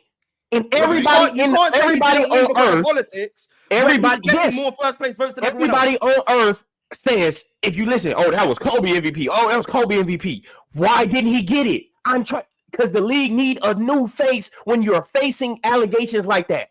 Kobe is coming off a serious allegation. You 3 years ago. It does not matter. It happened 3 years ago. And then 2 years later, he wins the league MVP. 2 years, not 6 or 7. 2 years later, he wins the league MVP, coach. Okay, even 2 years later, he won MVP after what? After his allegations? 2 years later. Kobe was meant to win 06. How far was that from his allegations? Another MVP. Even if we listen, Kobe 06, Steve Nash still has 05. So how be dominant, no? Answer this question. How far was Kobe Bryant's allegation away from his MVP? In 06, it was that was 5 years. 5 years. That's what I'm trying to tell you. 5 years is a long time in the NBA. Coach, 3 years after the allegations, he has the most first place votes. And he don't win. Why? Okay, he doesn't win. First place votes but he does not win. Why? Because Steve Nash had more votes. That's why. If y'all really think that, first of all, for y'all to say that, for y'all to really believe that the NBA will give somebody an MVP for averaging 18 points a game and 11 and 12 assists, or 15 points a game and averaging 11 and 12 assists because of that, why hasn't it never happened since then? Why it don't ever happen since then? I don't know because the pace of the game has increased. No, because it's not that important. That's why. No, because Steph Curry won an MVP averaging 24 and 7. But that's way more than 18. Yeah, that's what I'm saying. The pace of the game has changed. So Steve Nash averaging 18, I think it was 18.8, but maybe 18.5. Yeah, he averaged 19. 18 and like 11 assists. And then Steph Curry winning it, averaging 24 and 7 assists. It's a bit different. It's different, but that's not substantial. What's different? No. I'm on Marge's side. Wait, that's not substantial. It's actually even more impressive in 2005 to average 18 points and 11 plus assists on that level of efficiency, which led the league, by the way. Also. Yeah. That's obscene to do that in the mid. Here we go with the Steve Nash logic. Here we go with the Steve Nash logic. Your logic is going from MVPs and wins makes you know, but then it doesn't apply to Steve Nash because Steve Nash robbed Kobe in 06, ignoring that he won the MVP. Absolutely, he robbed him. Okay, that's fine, but Steve Nash has 2 MVPs, not 1. So even he if has one MVP where he averaged 15 points a game. In 05, Kobe wasn't even in the race. And you're saying Kobe, the only reason he didn't win in 06 is because of allegations, but he was still coming top 5 in MVP in 04, the year where the allegations were all over everywhere, and he came 5th. So they were still voting for him. So who are the people that you have spoke to who said, yeah, we couldn't vote for Kobe because of the allegations, but in 04 he came. It's called a business. In 03 he came. It's called a business. You cannot put a face of a business who is facing serious allegations like that. Didn't win. Wait. You say wait. Hold on, Mark. He said Kobe didn't win the MVP because of the Colorado allegations. Yes. What year? Oh no, time hadn't healed. I'm saying time had to heal that before that happened. Yeah. But Kobe won an 8. Kobe won an 8. That happens in the NBA a lot, though, right? Kobe won an 8. What's the difference? What I don't understand. 5 years later, time, but 3 years isn't. 5 years is a long enough time, but 3 years. 5 years is definitely longer than 3 years. That's what I'm trying to tell you. Which year? You think Kobe should have won in 06? Yes, because you averaged 35. Fellas, we talking in circles. What's at the bottom of the conference? What am I missing? They were 6. We talking in circles. What the bottom? I'm gonna have to step in. I don't think you feel that way about Jokic MVP in 22. No, I'm good, but that's that whole situation. That year, the Suns were prohibited favorites in the West, basically. Like I don't understand that. Then they win. And by the way, he did that without Amari Stoudemire. Without Amari, they were second. I think they were second or third in the West, but because of they were third in the West. And the year before that, Mars, to your point, in 05, I think they won 62 games that year. Why didn't Steve Nash win it after the year? You know, when he averaged 15. Why didn't he win it the year after that when he averaged 18? Why didn't he win it? What? No, he's talking about 07, the year Dirk won. He could have won it that year, by the way. That was his best year. He averaged 19 and 12. He could have won it. He should have. He averaged 19 and 12. He could have won it that year. Why didn't they give it to him? Why didn't they give it to him? No, he finished 3rd. Why didn't they give it to him? With a better very well stat line, won with it that more year. wins. No. Okay, in 07, I'm looking at in 07, Steve Nash came second. Didn't he go 50, 40, 90 that year again? Yes. Why didn't he win it then? He was 53, 45, 89.9. But you know why he didn't win again. 40, 90. And they won 61 games. Why Because didn't he win again? Because you we know why they didn't do it. Because we understand the precedent of 3 straight MVPs. Because the last person to do it was Bird, and they didn't think he was Larry Bird. We understand it. Are you fighting that, Coach? We understand it. Coach, wait. No, but he was great that year. Wait, hold on. Time out. But he came close to winning. T-time. He averaged 19, 12 on 53% from the field and 46% from three. But he won it that season. But he won it when he averaged 15 and Coach, help me understand. No, because clearly there's just a disconnect on what's okay. Steve Nash won it in 05 because that Suns team won like 24 games the year prior. The only real adjustment they made was replacing Stephon Marbury with Steve Nash, and they went from a bad team to the best offense ever. No, second best offense ever to that point. Best offense in the league, 62 wins. That's why he won it. It was like his impact on the game was so transformative that the Suns went from trash. It's the same argument people give Chris Paul in 2020, 2021, Coach, when he got fourth in the MVP race. That's why he won it in 05. And then 06, if Steve Nash just averaged his 18 and 11 in 06 with Amari there and they dropped to a 3 seed, he wouldn't have won it. The reason he won it in 06 is because for any doubters who were like, the only reason Steve Nash is doing this because of Amari. 06, Amari didn't play. They were still, I think, the second best offense in the league and then a top 3 seed. So then he had that narrative on his side of he didn't need Amari to still have that impact. So then he won it in 06. And then 07, his best ever year of his career, the reason he didn't win it is because Dirk won 67 games. Dirk was doing crazy things. Yep. Also, the precedent of Steve Nash being the only player to win 3 straight MVP since Larry Bird. So then he came second. That's the history of Steve Nash's MVPs. Whether or not you think he deserved them or not, I don't care. I really don't care because I don't care about the MVP award at all. But if you're going to say MVPs make you dominant, wins make you dominant, doing all of these things make you dominant, and then you're going to say Steve Nash isn't dominant because he robbed Kobe of an MVP, even though he already has an MVP without the one that he robbed Kobe of. So he would still have an MVP anyway. That's just it's hypocritical. That's hypocritical. No, it's not hypocritical. I'm trying to it's tell you, absolutely Steve Nash MVPs. Now you're saying Steve Nash. That's what I'm trying to tell you. Steve Nash MVPs were Steve Nash business. MVPs don't count. Wait. Why? If someone's MVPs don't count, then you can't use the MVPs as a measure of dominance. Wait a minute. Why would Steve Nash's MVPs be business? What is Steve Nash? Because nobody has ever won an MVP like that. Wait. What do you mean ever won like that? What does that mean? Help me understand. What does that mean? 15 points and 11 assists. When did hold on? Time out. When did Magic Johnson had elite scoring numbers, winning MVP consistently? Can you help me understand this? Because Magic Johnson also didn't average 20 on multiple runs. He didn't average 15. 87, he was 23 and 12. If I dare say, but that doesn't make any sense. 89 and then wait, so talking about a guy who gets 7-8 rebounds a game too, and Steve Nash is atrocious on defense, but give him an MVP at 15 and 11. Yay! Bill Russell was winning MVP. Wait, but hold on. Wait, would you haven't had an issue with Chris Paul winning in 2021 with that same logic? You said, would I had an issue with it? Would you have had issues with Chris Paul winning that year? Remember when the Suns were trying to get into the playoffs in the bubble, when 8-0. Chris Paul gets there. They go from being basement to first seed in the Western Conference, and it was Chris Paul that led them there. And remember, he finished fourth in the MVP race that year. That's what happened. He averaged 16 and 8 that year, basically, and he was fourth in the MVP race. Well, I'm saying, but people thought he should have won. People were making legitimate arguments. He should have won. No, I can pull up clips right now. Hold on, time out. I can pull up Kendrick Perkins and Nick Wright and multiple others at that point in time that said because he turned that entire franchise around and because he was one of the best players in the league that year, he should have won MVP that season over Joker and over Embiid who played 51 games that year. So I'm confused. Nowhere. Coach, go ahead. Coach, you think that a guy that averages 16 or 17 on good efficiency, you think that that's less than a guy that's averaging, let's say, 22 and 7 on less? If you think that's less than? So if a guy's if I'm averaging 22 and let's say I'm averaging 22 and 8, and this guy's averaging 15 or he's averaging 17 and 11, and he's more efficient than me, you think that's less than what I'm doing? If you're only averaging 15 points, yes.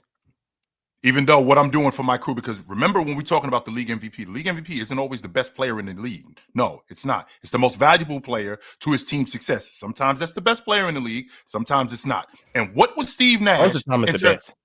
And no, not most of the time it's the best. That's not true. But with that being said, What was Steve Nash doing? What was Steve Nash doing that year, and what was everybody else doing that year in 05 that was more valuable than what Steve Nash was doing? In 05, that's the year Kobe averaged 35, right? Nope, he averaged 35 in 06. That was 05 is the year Kobe missed the playoffs. Oh, okay. Oh, you said in 05. That was the year he averaged 15 and and 11, as you would say. Okay, let me go look at it. I don't know off the rip. I can go look at it though. Well, I got a lot of arguments for that. Chris Paul finished fourth in the MVP race one time in 1909. So I'm trying to understand. Okay, that's the year. Shaq. Okay, they got Shaq second. Second that year. Yep. In 05. Averaging a whopping 23. Bro, 23. You talking about a guy that averaged 15 and 11? Shaq averaged 23 and 10. We equating rebounds to assists. And 2.3 blocks. Are we equating 10 rebounds to 11 assists? Is that what we're Bro, you talking about somebody that averaged 15 and is atrocious on defense? What the hell? And we're equating 10 rebounds to 11 assists. And almost 3 blocks, 2.3 blocks. What the hell? Miami, and we also talking about a Miami Heat team that was in the playoffs the year before, and we talking about a Phoenix Suns team that was Portland the year before Steve Nash got on the crew. They were the Trailblazers. They go from that to being the ¡1 seed in the Western Conference. That's solely doing, I call it the Stephon Marbury effect. Why? I call it the Mike D'Antoni. I think a lot of Steve Nash. I think a lot of Steve Nash's success is Mike D'Antoni. This is why I will tell you why. Steve Nash scoring numbers were pretty much similar in Dallas. You know what changed when he got to Phoenix? His assist numbers. Do you know why? Because he got the ball all game. He's supposed to get those assists. Just so you know. Okay, let's do this again. 7-1. He's supposed to get. Yeah, let's do this again. Then. So James, so just to be clear, because of Mike D'Antoni, does James Harden in his years with D'Antoni get discredited because he has the ball all the time? Is that how that works? Yes, they did. Yes, they did. That's why he gets discredited. To you, he gets discredited to everybody because they kept saying. But we didn't talk about that. So you just said Steve Nash gets discredited because he worked with Mike D'Antoni during the era. No, I'm saying for you. Them. I'm saying that.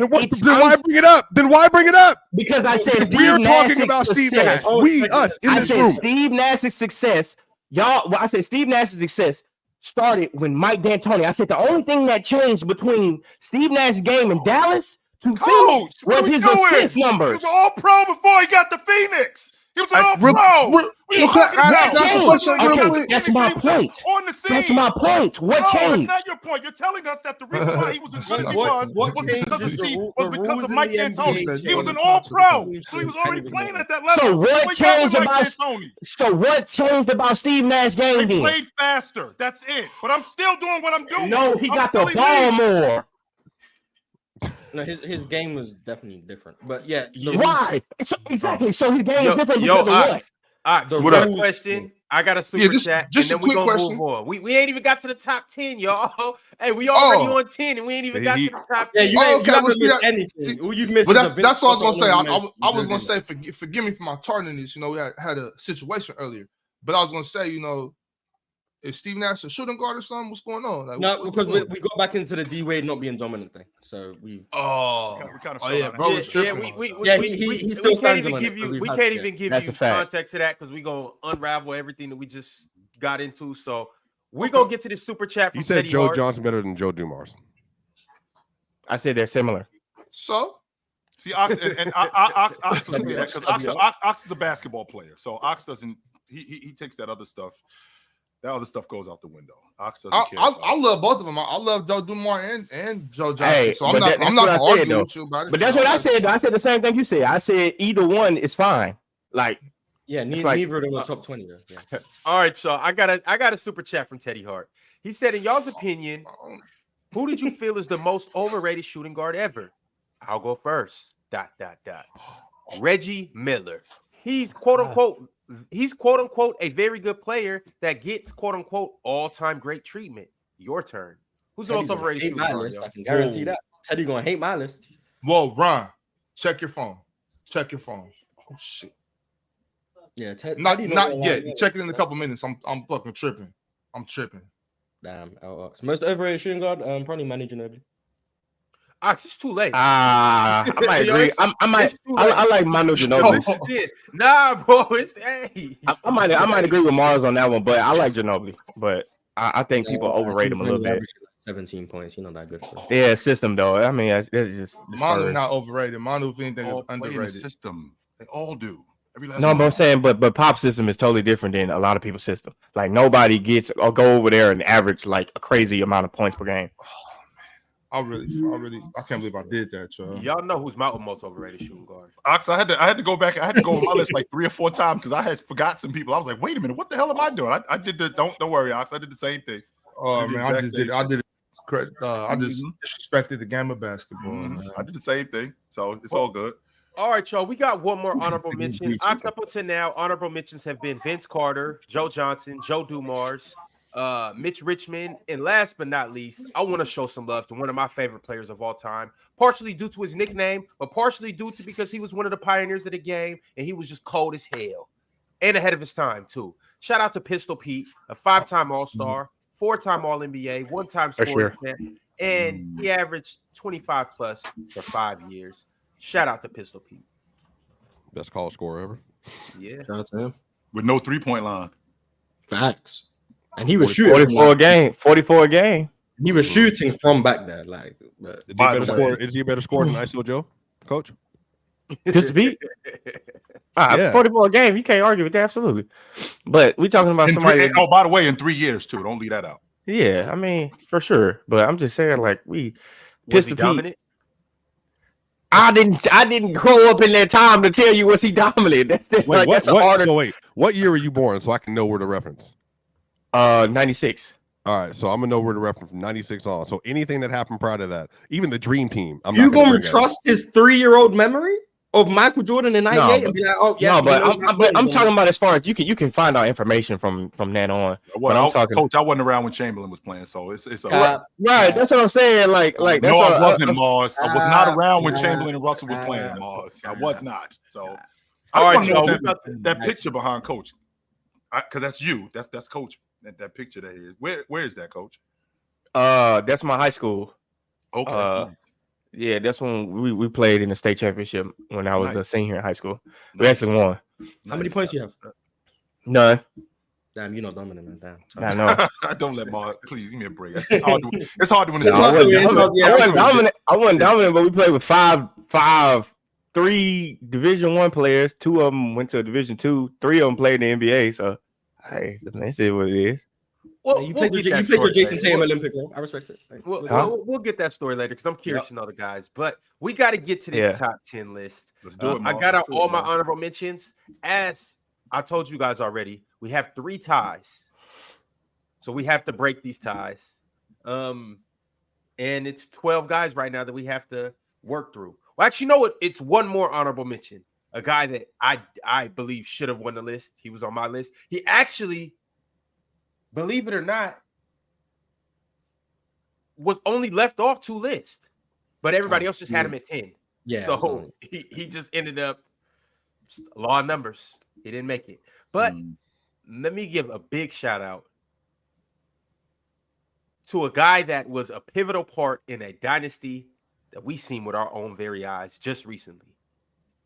4-time champ, Clay, Splash Bro. Bro, who did not have Clay on their list? Y'all, what y'all drinking this morning? Bro, what? It's the light-skinned guys. Oh, bro, y'all tripping, bro. Bro, that's a two-way player, too. That's a two-way player. Right, y'all. This ain't right at all, yo. I'm with you guys. I'm with y'all. This ain't right. Klay Thompson, unfortunately, did not make the list. Crazy. Crazy. I'm looking at my list. I don't even know who you want me to go. Yeah, who's Klay Thompson better than? I'm trying to figure out. Is he better than Reggie? One-time all defense. Most points in the 2016 playoffs. Yeah, he is. 6th all-time in threes. 2nd all-time in playoff threes. Most threes in a game. Great shooter. I had him as like my first cut. No, second cut. I had him as my second cut. I had him as my first. But Coach, you don't think J.R. Smith could have done that in that same role out of New Orleans? What? Stop playing. So we gonna act like Clay. When you ask that question, stop playing. So we gonna act like Clay wasn't Danny Green. Why would he say that? Why would he say that? J.R. Smith out of New Orleans? Come on, let's go, Ryan. Wait, J.R. Smith was the first one to make a 30-foot three-point game in the McDonald's All-American game. I got Clay 10. I got Clay 10, but for y'all to keep him off is crazy. Everybody had him. If you had him on your list, everybody legitimately had him. So that means I had Joe Dumars and I took him off. If you have him at 10, but you think having him off the list is crazy, so you think there's a substantial gap between 10 and 11? Nah, I think Clay's impact and him being a 4-time champion get him at 10. Like, no, wait. I'm saying. So you're telling me right now, if you would have put JR or Iman Shumpert in that role in 2009, they would have been better players. Yes, he is. Yes. No. Klay Thompson is a better player than both of them. Klay Thompson's a two-way player, bro. Nah, he wasn't better out of high school than J.R. Smith. That's fine, but coming out of college, he was better out of college. Coming out of JR didn't go to college. We ain't need to because we was locked in. Yeah, we ain't need to. He got drafted out of high school. Swiper, I seen Clay in high school. I played Clay in high school. That wasn't nothing. That ain't got nothing to do with me. You couldn't play D anyway. JR was like that. What are you talking about? Bro, Klay Thompson is a two-way player, bro. 4-time champ, bro. JR became a two-way player too. He was a 4-time champ, and he wasn't averaging 22 a game, 23 a game. I don't know. JR got better highlights than Denver. That's all I'm saying. Clay highlights are boring as hell. I would agree with it. That's boring, but no, hey, hold they on. deadly. Clay's highlights might be boring, but not when you watch his full games. Like for sure, for sure. He take your heart out. What was it in the three quarters? 38 and 3/4. No, it was 38 and a quarter. So you tell me right now, if we play a 5-man and we gave you the ball to shoot 30 times, you couldn't hit 33 points in the quarter?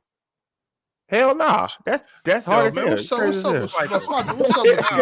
That's crazy as hell. No, hell nah.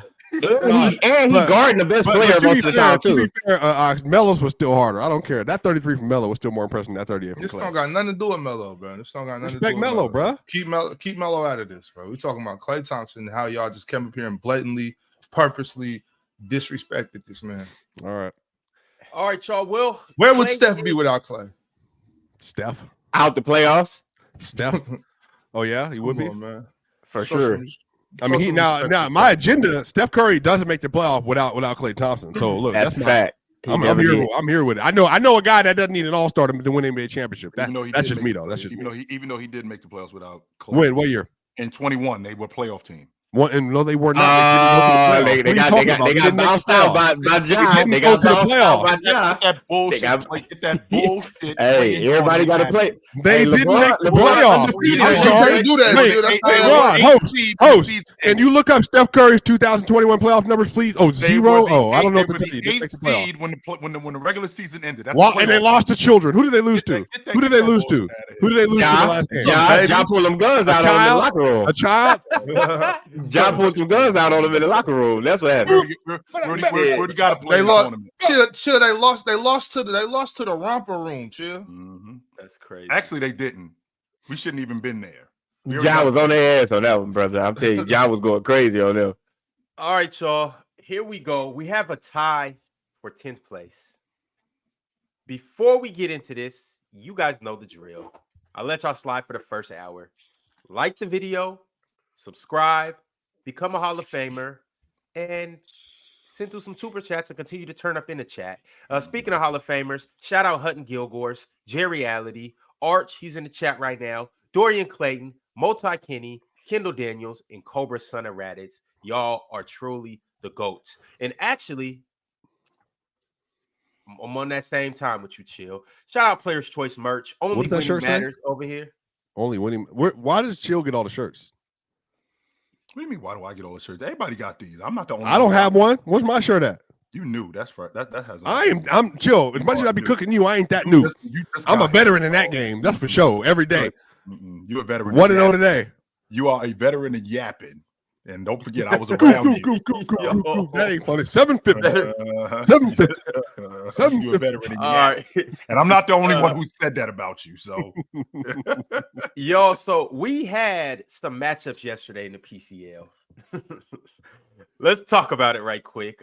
Some people got sent home, and some people advanced, and some people had bye weeks. Believe it or not. Yesterday, the PCL started with Mars and Jack Cody, and kind of how we all expected. The number one seed came and cleaned up. No sweat. Mars, did you break a sweat yesterday? That was Duke versus Liberty. I want to put that out there right now. Liberty. Mars, you know what, Mars? You disgust me, Mars. You are, Mars. You disgust me. You know why? Pitiful. You don't talk enough trash, Mars. When you spanking somebody like that, you're supposed to talk a little shit, Mars. No, Mars. It was a great Mars. It's like scoring on somebody. Boy. It's like scoring on somebody 3 or 4 straight trips. You gotta say something to him. You gotta say something. You gotta say something. Mars, I enjoyed the Tim Duncan in you. You'll dunk on somebody. You won't scream. You won't pound your chest. You just get back on defense. What you want him to say? As a matter of fact, Mars, if you dunk on somebody and they fall, you'll help them up. That's FCS West. He played FCS West. What do you want him to say? I guess. I mean, I think it was a tough matchup. I don't know why. It was a tough matchup when you went up against him. Me, on the other hand, when I went up against him, he's garbage. No, you just made it look tough. But Chill. What you doing, Chill? Don't talk to me. Don't talk to me. I have my boxing gloves on. The beast out the way. I have my boxing gloves on. Chill already said last week. Me and OG go way back. We was on the podcast together. You know what he did? He made the call. Hey, nephew, sit this one out for me. That's what he did. Ron, this is some David Stern level tampering going on. I had nothing to do with this one, y'all. Hey, now with the division, now with Chill getting his division, all right, I might have had my hands in that pot a little bit. All right, hey, Chill might be breaking me off some in the end when he wins his load of money. But with this one, this is between Chill and OG. I don't know what happened. I had my boxing gloves on, Coach. I had my shoes tied all the way up to the top, Coach. I had my towel on. I had my hype man behind me. I was ready to rock and roll. I was ready to rock and roll. That's all I'm gonna say. And I get to the fight. Turns out there's no fight. Is that my fault, Coach? No, I take all wins. I mean, if you choose to believe what he just told you, you get 11-year-old out there. I don't give a damn who you put out there. A win is a win. Hey, y'all remember that boxing match where dude was doing all the screaming and dancing before the fight? They went and they tapped gloves, and the rest said, "Let's get it on." And he got out the ring. That was business. I know, but that's how it felt yesterday. Yeah, because when that clip, everybody tried to act like, "Oh, he's disrespecting the game," and he was scared, but that wasn't the case. But that was playing with his money. So he like, I'm not gonna get out here and get punched on, and you're not gonna have my money right. So I wasn't mad at that. Once I found out the context, of what was going on, like, that was playing with those money. In boxing, that's a very dangerous sport. I'm not getting out here playing around. You can get killed in here. Yeah, I ain't mad. I wasn't mad at dude. Yeah, you could get killed in that ring. No, I didn't know that backstory about it though. I mean, I didn't really. I ain't fighting. Look into it. I'm not. All right. Well, also too, it was 2 other matchups yesterday. Y'all see the good man Pirate and Meat Fish in the chat, and that's his new name from here on out. He told me that he wants you guys to address him as not Pirate anymore. His name is Pirate and Meat Fish. What? That's his name. What does that even mean? I don't. Y'all don't like Meat? I don't know what it be. Oh well, Pirate and Meat Fish. I guess his first name is Pirate, middle name and last name Meat Fish. Pirate and Meat Fish. He packed up casual yesterday. Ox, I know this might be crazy for you to fathom after what happened, but maybe Mars's division was better than your division after all. But Pirate be casual. Pirate swept casual. Ron, I expect Pirate to be casual. Damn. it was a close sweep, I think. It was a close sweep. That's not. That's not no knock the casual. He's Pirate's supposed to be casual. All right, well, dub Meat Fish. And then last but not least, yesterday we had another matchup between Penn and Hayes. Penn is a number 6 seed. Hayes is a number 11 seed. And let's just say, from the logo on top right now, hey, from the logo up right now, because Hayes came through and beat Penn 2-1. Hayes cooked Penn. Yeah, Penn came out run the first round or the first topic, and then Hayes came and got on him. And Hayes' topics weren't favorable either. And y'all would be mad at me. Oh, actually, I seen that. Y'all would be mad at me. These are topics that Hayes agrees on. I asked you guys who's a better player, SGA. Who's a better player, SGA or Luka? He said SGA. I didn't tell him to say SGA. I didn't tell him to believe in SGA. I'm up there and defend it. He wanted SGA. That was the topic. See that that round, I fell asleep on that round, and I didn't see nothing after that. Pen put you to sleep? No, I was just tired, bro. I was gassed. I got a lineup yesterday and fell asleep in the barber chair, bro. I was whooped. But hey, my barber know what time it is. As a matter of fact, I'll go see him today at 4. He know what time it is. He just let the chair back. He be like, bro, go ahead. That's crazy. But I missed how that one went. But yo. Yo. All right, y'all. I'm gonna see. Y'all got the list. Pause. I didn't even see Cap. That's why I was really waiting for Casual and Pirate too, but I was asleep. I woke up and it was over. Penn is a damn good debater though. Yeah, not anymore. It was all some tough first round matchups. Because I remember that, like when I saw the topic SGA versus Luka, and I was like, did you agree to this? Like, bro, you got to know where you at. You can't, you know what I'm saying? You can't debate against Luka on this platform, and he did it and he won. That's amazing, Paige. Yeah. That's amazing, Hayes. And the topic before that, that's amazing. I'll do it any day. What's up, Chill? You can have Luka. You don't believe in Luka. Don't do it if you want to win, Swiper. You're not Hayes, bro. You don't got that type of aura. Oh, that's crazy. That's crazy. And the topic before that, Hayes had Ant going up against Wemby for who's the next face of the league, and was close in that one too. Yeah, I think they were all pretty close. I think that one was more winnable. I think Ant being the face of the league over Wemby is more winnable than the other topic, Luka versus SGA. I can't remember what that topic was. They was both. The third topic was better decade of basketball. Penn had the 90s and Hayes had the 2010s. But better, which players were better? No, just better decade, just in general. Yeah, so shout out Hayes, shout out Mars, shout out Pirate for all getting legit wins, and shout out Chill for his bye week. You guys will all be advancing to the round of 8. Ox, we'll see you and Gifted on Sunday.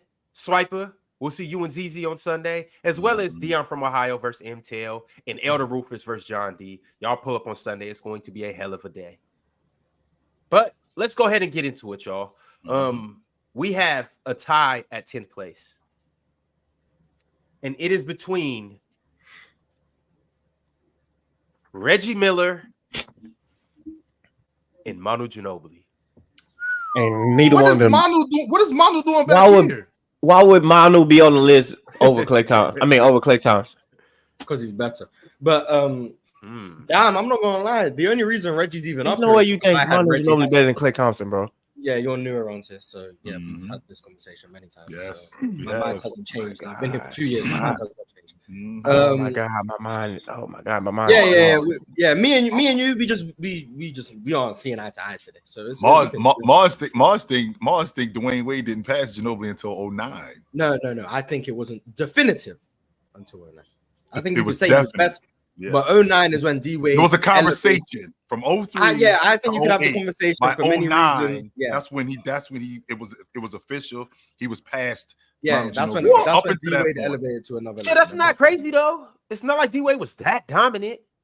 Oh yeah, oh man. He wasn't. Oh, they never let you get off that, coach. Two non-dominant players. That dominant tell me a whole lot of these though. Yeah, they never let you get off that. Now two non-dominant players. But yeah, I'm not gonna lie. I'm fine with Manu Ginobili winning this because the only reason Reggie wouldn't have made the list if it wasn't for me. I clearly am the only one who had Reggie high. No, you're not. I got Reggie 9. If he's all the way down at 10, and I know where I had Reggie. No one else really had Reggie high. That was an accident. That was my bad. Reggie just slipped my mind completely. Like Reggie so you would have had him? Oh, 100%. I would have Reggie like 6 or 7. Oh, then I think we should just go with Reggie. Then, right? No way. If the only reason he's in a tiebreaker is because you forgot to put him on your list, that would mean he should be on the list out of fairness. Mars. No, Ox typically does, and he sent a list that he wanted to revise. So, hey, the list is in. We are here with the tie, so we have to break it right now. I'm gonna go around the room. I'm gonna ask everybody. Reggie or Manu, and we'll go from there. Chilltown, who do you got? Reggie Miller. You got Reggie? Reggie Miller. Swiper. Reggie. Bars. Reggie. Me? Also got Manu, and so does. I don't know if this is a world I want to live in, where we might have a list where Manu's not on it. I want to put out. I have Manu on my list too. So the fact that the fact that one of them isn't going to make it is kind of bothering to me. But I don't even know. I can't handle this right now. So you got Reggie Ox? Ron, you know I got Manu. You know I got Manu by a long shot. Oh my god! This to me isn't even a conversation between who's better between Manu and you said you would have Reggie at 6 or 7, and if Manu probably 7, it's like that. It's like that, Mars.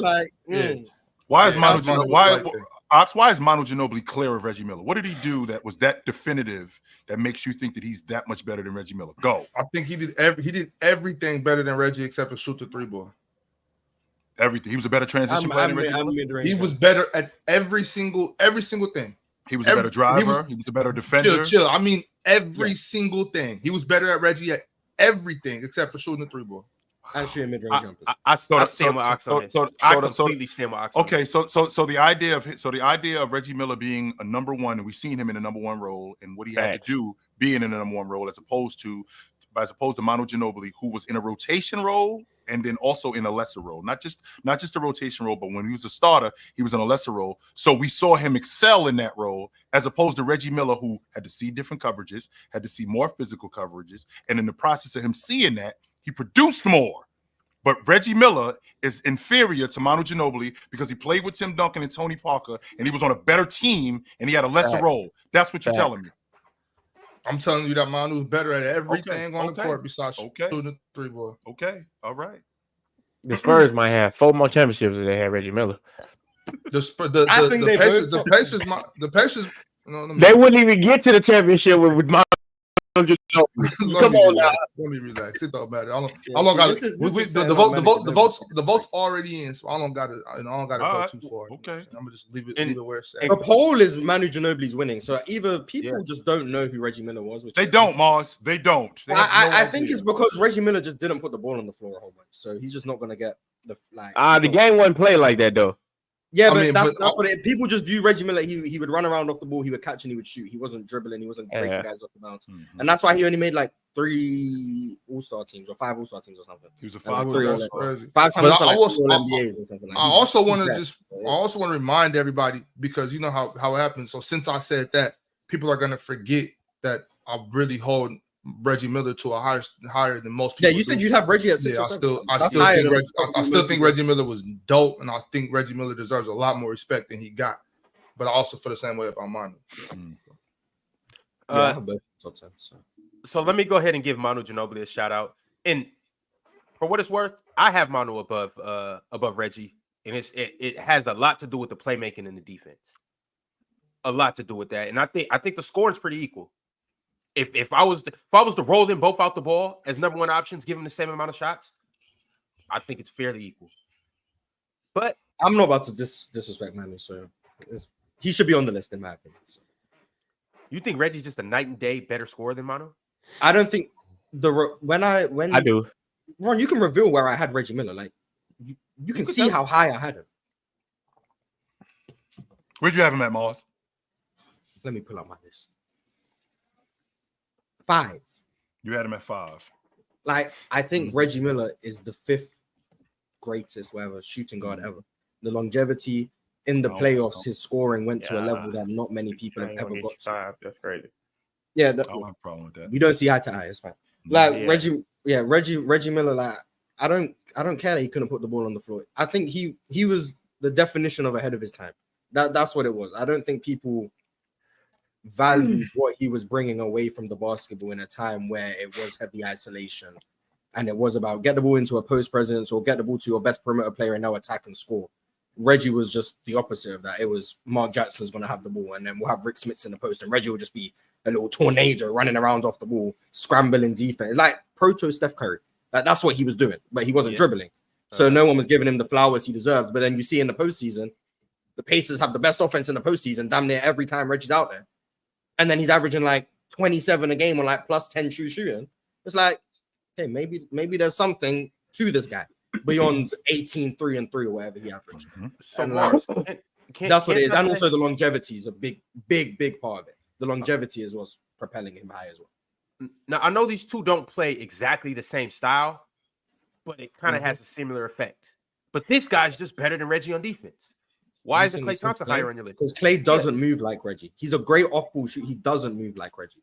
But what do you mean don't move like him? Like what? What do you mean? The action off the basketball. The activity, the relentlessness. If someone top blocks you, the cutting, the multiple action. Like Klay isn't as active off the ball as Reggie Miller.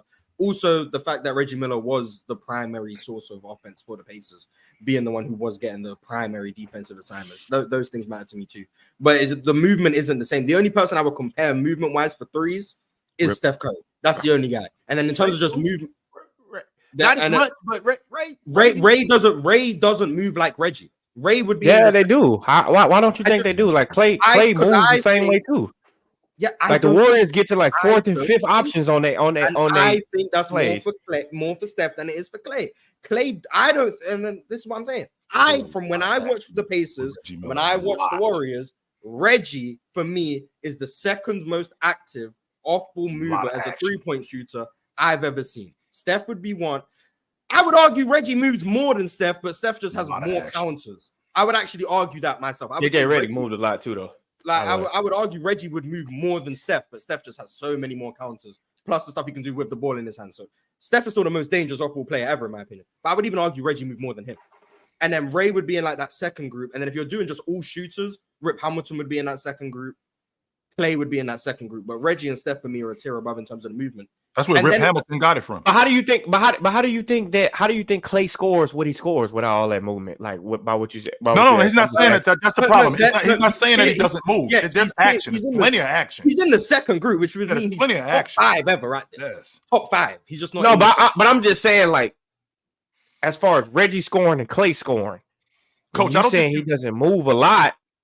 When you saying like when you say Klay doesn't move as much as Reggie Miller, right. I'm trying to figure out like how so Coach say that to me in a saying like how does Klay Thompson score and then say how does Reggie Miller score? Like that's Coach, what I'm asking. Coach, I don't think you understand the difficulty when you're playing in an era where it's more physical. I got to deal with big men bumping me out of bounds. I got to deal with guards putting their hands on me more regularly. In addition to that, Klay Thompson is playing in a more spread out offense because Steph Curry can crack the long ball the way he does. So he doesn't have to move as much. That doesn't mean that he's not moving. It doesn't mean that he doesn't have action. And it doesn't mean that he doesn't have motion. Klay Thompson has action. But Reggie Miller on the other side, he's the only guy out there that's shooting the long ball like that. So he's the one creating space for himself. And the reason why he's creating space for himself is because there's nobody else out there that can shoot the long ball like him on the floor on offense. So he's got those big men got to get him open. Those other guards have to get him open. You're looking at Klay Thompson. He's already running with Steph Curry. So the floor is already wide. And he's also running with other long ball shooters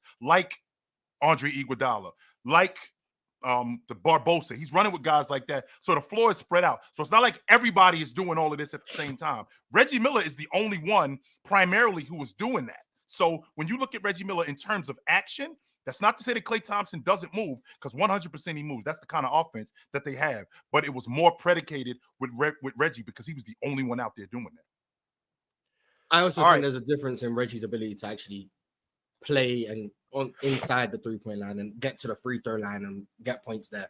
Klay doesn't get to the free throw line because he doesn't. Reggie had his little tricks, let's call it, ways to get to the free throw line despite getting to the rim. For sure. When he did get to the rim, he had a lot of time driving. Yeah, he had flow to like he had more counters in my opinion. Now on the ball, neither one of them are really doing anything. So at best, you're going to get one dribble and go. But Reggie had more counters, and then in the postseason, I think it's night and day between the scorers. So that's why I think Reggie's he's a different level to most of these people in my opinion. I had him 5th because slight bias in terms of how I prefer him over some other guys, and then longevity. So I could see him as low as about 7 or 8, but I had him 5th. Just I favor Reggie. All right. Well, shout out to Manu, 2-time All-Star, 2-time All-NBA, 4-time champ, 6th man of the year, Spurs all-time leader in steals, and the highest win percentage in NBA history of. He has more steals than Alvin Robinson. How about that? Spurs all-time leading steals. Of course, we're talking about Manu. He did play a lot of years though. Yeah, but I'm not. I don't know the leaders in steals for each franchise. I would have assumed it was Alvin Robinson. He played longer than Alvin Robinson. I mean, Manu retired. Manu played like 17 years. Manu entered in 03 and left in 18. So so he played 15 years. Yeah. Alvin Robinson was only on the Spurs for like 5-6 years, maybe. Man, Manu played in the EuroLeague for 3 years. Yeah, he got drafted. Cooking too. Yeah. So that means Manu's not on the list, or Manu's number 10. No, he's not on the list. Manu is 11. Where did you can Ox reveal where he had Manu now? Since where you had Manu at? I don't even remember. I don't know. It don't matter. It don't matter. I had Manu for honorable mention, so 11 is cool. The reason why it matters, Ox, is because you had this guy pretty high. So you need to talk about why you had him that high. We always talk about how come I haven't. So I've gone over this before. Go over it again, because I'm in the dark. But Ron, can you tell us where you had? I think it was either 5 or 6. Ox had Manu at 5. Okay. I had Manu at 6. Wow. I had Manu at 9. Oh, okay, interesting. Manu got some love. He just got left off a couple lists. Yeah, clearly, because he got left. 5, 6, and 9 should be enough to make. Yeah, 5, 6, and 9 I think should be enough to make it. But I did not have him on my list. No idea. Also, Manu has the highest win percentage in NBA history of players with a minimum of 1,000 games. That's what happens when you. Well, you know what that. I was just about to say that. I was just about to say that, right? You know they're just gonna say, "Oh, that's only because of Tim Duncan." We're not only saying that. That has a lot to do with it. He played with the best power forward in the game. I think Manu had a lot to do with Tim Duncan's success. We wouldn't be talking about him like that. If he was in Jersey, we wouldn't be talking about him like that. I think Manu had a bad thing. So I think Manu had a lot to do with Tim Duncan's success. 100%. So did Tony Parker. Tony Parker went to Charlotte and they didn't win. This is a give and take relationship when you're teammates. It's a give and take. I help you, you help me. We both help each other build a legacy. I agree. But that's why I gotta take him off the list though, because. And also, Manu Tim Duncan ain't carry nobody. In 03, he was Manu, all right. Where are we on the list? All right. I'm talking about Manu in particular. When I say no, I'm talking about Manu. He made Manu better. Manu made Tim Duncan better. When Manu entered his prime, Tim Duncan was not carrying. Manu made Tim Duncan better, just like Tim Duncan made Manu better. Manu held his own. Manu carried his own weight, paid his own bills. You know what I'm saying? Manu put in the NBA championship in 03 when he just got there.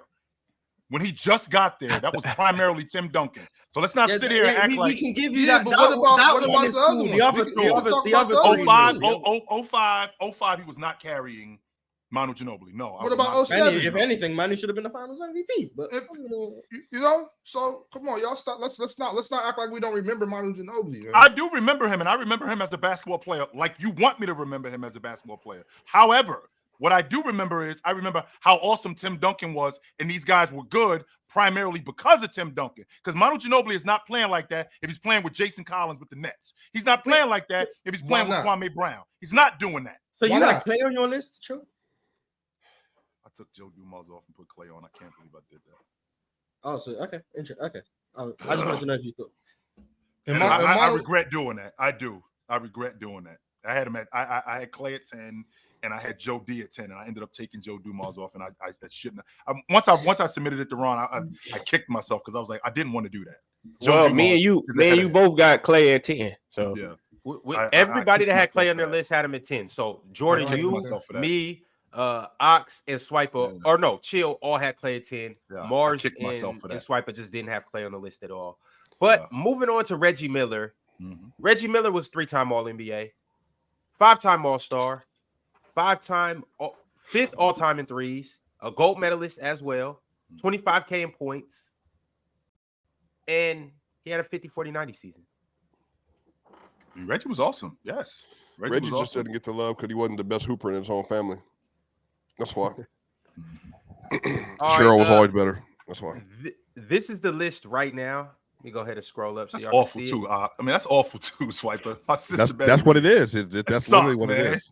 And my sister's better than me. Sister went to USC, was the best player we've ever seen. I know that pain too. My sister was better than me. I'm in the Hall of Fame, and my sister better than me.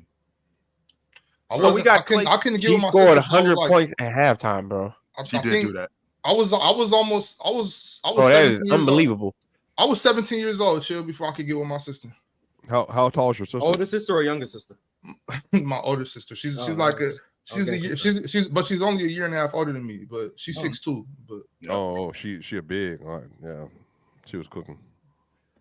Klay Thompson at 12, Manu Ginobili at 11. I had to put them on here as honorable mentions. And then we got Reggie Miller. His mother played basketball, Swipe. At 10. Yeah, that's where it comes from. His mother. How tall is your mom? 6'1". How tall is your birth father? My birth father? What you mean by that? Everybody has different. I just don't know. I know my dad, Swiper. He would never ask JD that question. No, I don't ever assume people's situations. I don't have. Nah, but he like 6'3". What? Yeah, Swiper. I'm like 6'3". I think Yao's parents. You see what I'm saying? You see what I'm saying? Like that stuff right there. Did you hear Ron? 6'3" too. Yeah, I think Yao's parents was 6'3" and 6'1", and Yao's 8 feet tall. So, I mean, it happens. Yeah, I'm like 6'3". All right, y'all. Let's go ahead and continue to dive into the list. Fuck you up. But you ain't gonna say nothing wrong. As soon as I see it, hey Ox, I'm telling you, I don't want to have no conversation. As soon as see him, yo, I'm just trying to host the show. It's on. I'm telling you, bro. When we see it, it's on. You know what? I'm not going to PC weekend, y'all. Don't pull up, Bro. Don't pull up. It is on. Y'all gonna be bullying me. Y'all gonna be treating me like I'm Alan R. PC weekend. It is on. It is on when we see you. All right, y'all. At number 9 on the list, we have Pirate is somewhere smiling right now because it is the Iceman George Gervin, but he might not be. No, that's too damn low. What the hell? Wait, what did you say? She said it's Bro, George Gervin at 9. That's too damn low. Oh yeah, he went on my list. What? Bro, you got Manu Ginobili on your list, but not George Gervin. Yeah. He doesn't watch past 92. It's the same thing as you. No, it's yes.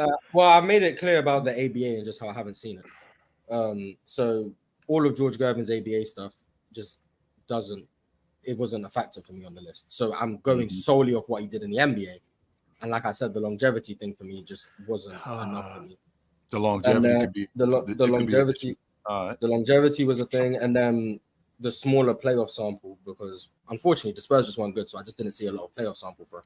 So when he got to the NBA, he was averaging 31, 29, 27. He averaged more in the NBA than he did the ABA. Yeah, and that stuff counts. Once again, the longevity part is what I said. And because of the ABA, his longevity in the NBA is lower. It's about 7 or 8 years.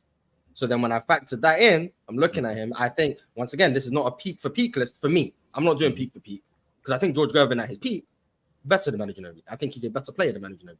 I think he's a better player than a lot of people. But the longevity part was where I was concerned, where that's something I'm valuing on my list. So I wasn't high on it. Then the smaller playoff sample, as opposed to Manu Ginobili, who we obviously know, not a smaller playoff sample. Right. So that was a factor for me. And then when I had to separate between George Gervin, because he was my number 11, it was a cut between him and my number 10. Yeah. I preferred the other guys all-around game, the playmaking, the defense, the scoring, the outside shooting. I valued that guy's all-around game because both of them lacked in the longevity department. So who I had at 10, it was really a toss-up for me between him and George Gervin. I can see still both ways. That doesn't bother me. But that's why I didn't have George Gervin on the list. If I had factored in ABA and I'd seen it, because the ABA games are hard to find, because I don't know why they just don't be. But why do you need to see the ABA games? So that's my question. I like watching things to judge them. But I'm saying, but in the NBA, he's a 5-time All-NBA first team. Yes. Like I said, he has 7 or 8 years in the NBA is why I considered him on the list at all. Mm-hmm. The fact that he was able to be considered on the list based on 7 years is a testament to how high I view George Gervin. I just think the lack of longevity is why I had him lower. And when I had a toss-up between him and my number 10, I valued the other person's all-around game. I don't know. But your longevity for Manu Ginobili is more impactful than George Gervin's 7 great years in the NBA? That's why I had to decide. And yes, that's what I decided. Yes. If you disagree, that's fine. Most of us are not in that camp, though. It's just one person. Yeah, okay. That's what I decided. But I don't think I'm the reason George Gervin's at 9. There's no way just me having him off the list. Did you put George Gervin on your list? Of course. Who didn't? Ron? It might be Ron. Yeah. The way he's looking. Yeah, it's probably wrong. Yeah, Ron got you for sure. Serious? Yeah, I'm serious. I couldn't validate putting George over the other 10 names on this list. Okay. Wow. I actually had 11 people over George because I had to go with Reggie. So he ain't even a top 10 two guard. Huh. It's hard. And here's also a thing too. Bro, I got George Gervin 6. A lot of it went with a little bit of bias too. I got to see all of these other guys. Not George, not Joe Dumars as much, but I really got to see a lot more film of a lot of these guys other than Iceman. I mean, that's fair. That's fair for you know what I'm saying. I can see it from that angle. Sorry, Pirate. Pirate got George Gervin at number 3 too, by the way. Which I think because I'm sure Pirate has seen George Gervin ABA stuff. So I'm not like my whole thing. If I've seen George Gervin in the ABA, and maybe that some of it's on me, some of it could just be ignorance from me that maybe I should go out and try and find it for myself harder than I have.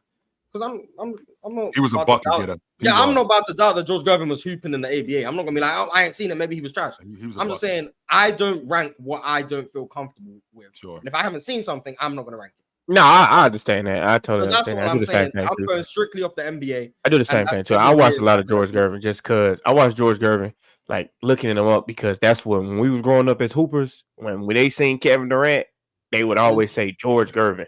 So you got to go look at George Gervin to see why they say that's KD. So like that's why I'm on the George Gervin train. But I feel you on that one though, because some of them I'm not gonna debate you. Like we get in the 60s, I'm not debating you. 70s, I'm okay, but 60s, I'm not even getting there. But shout out that finger roll though. I could have put George Gervin at 10 because my number 10 and George Gervin is where I was like.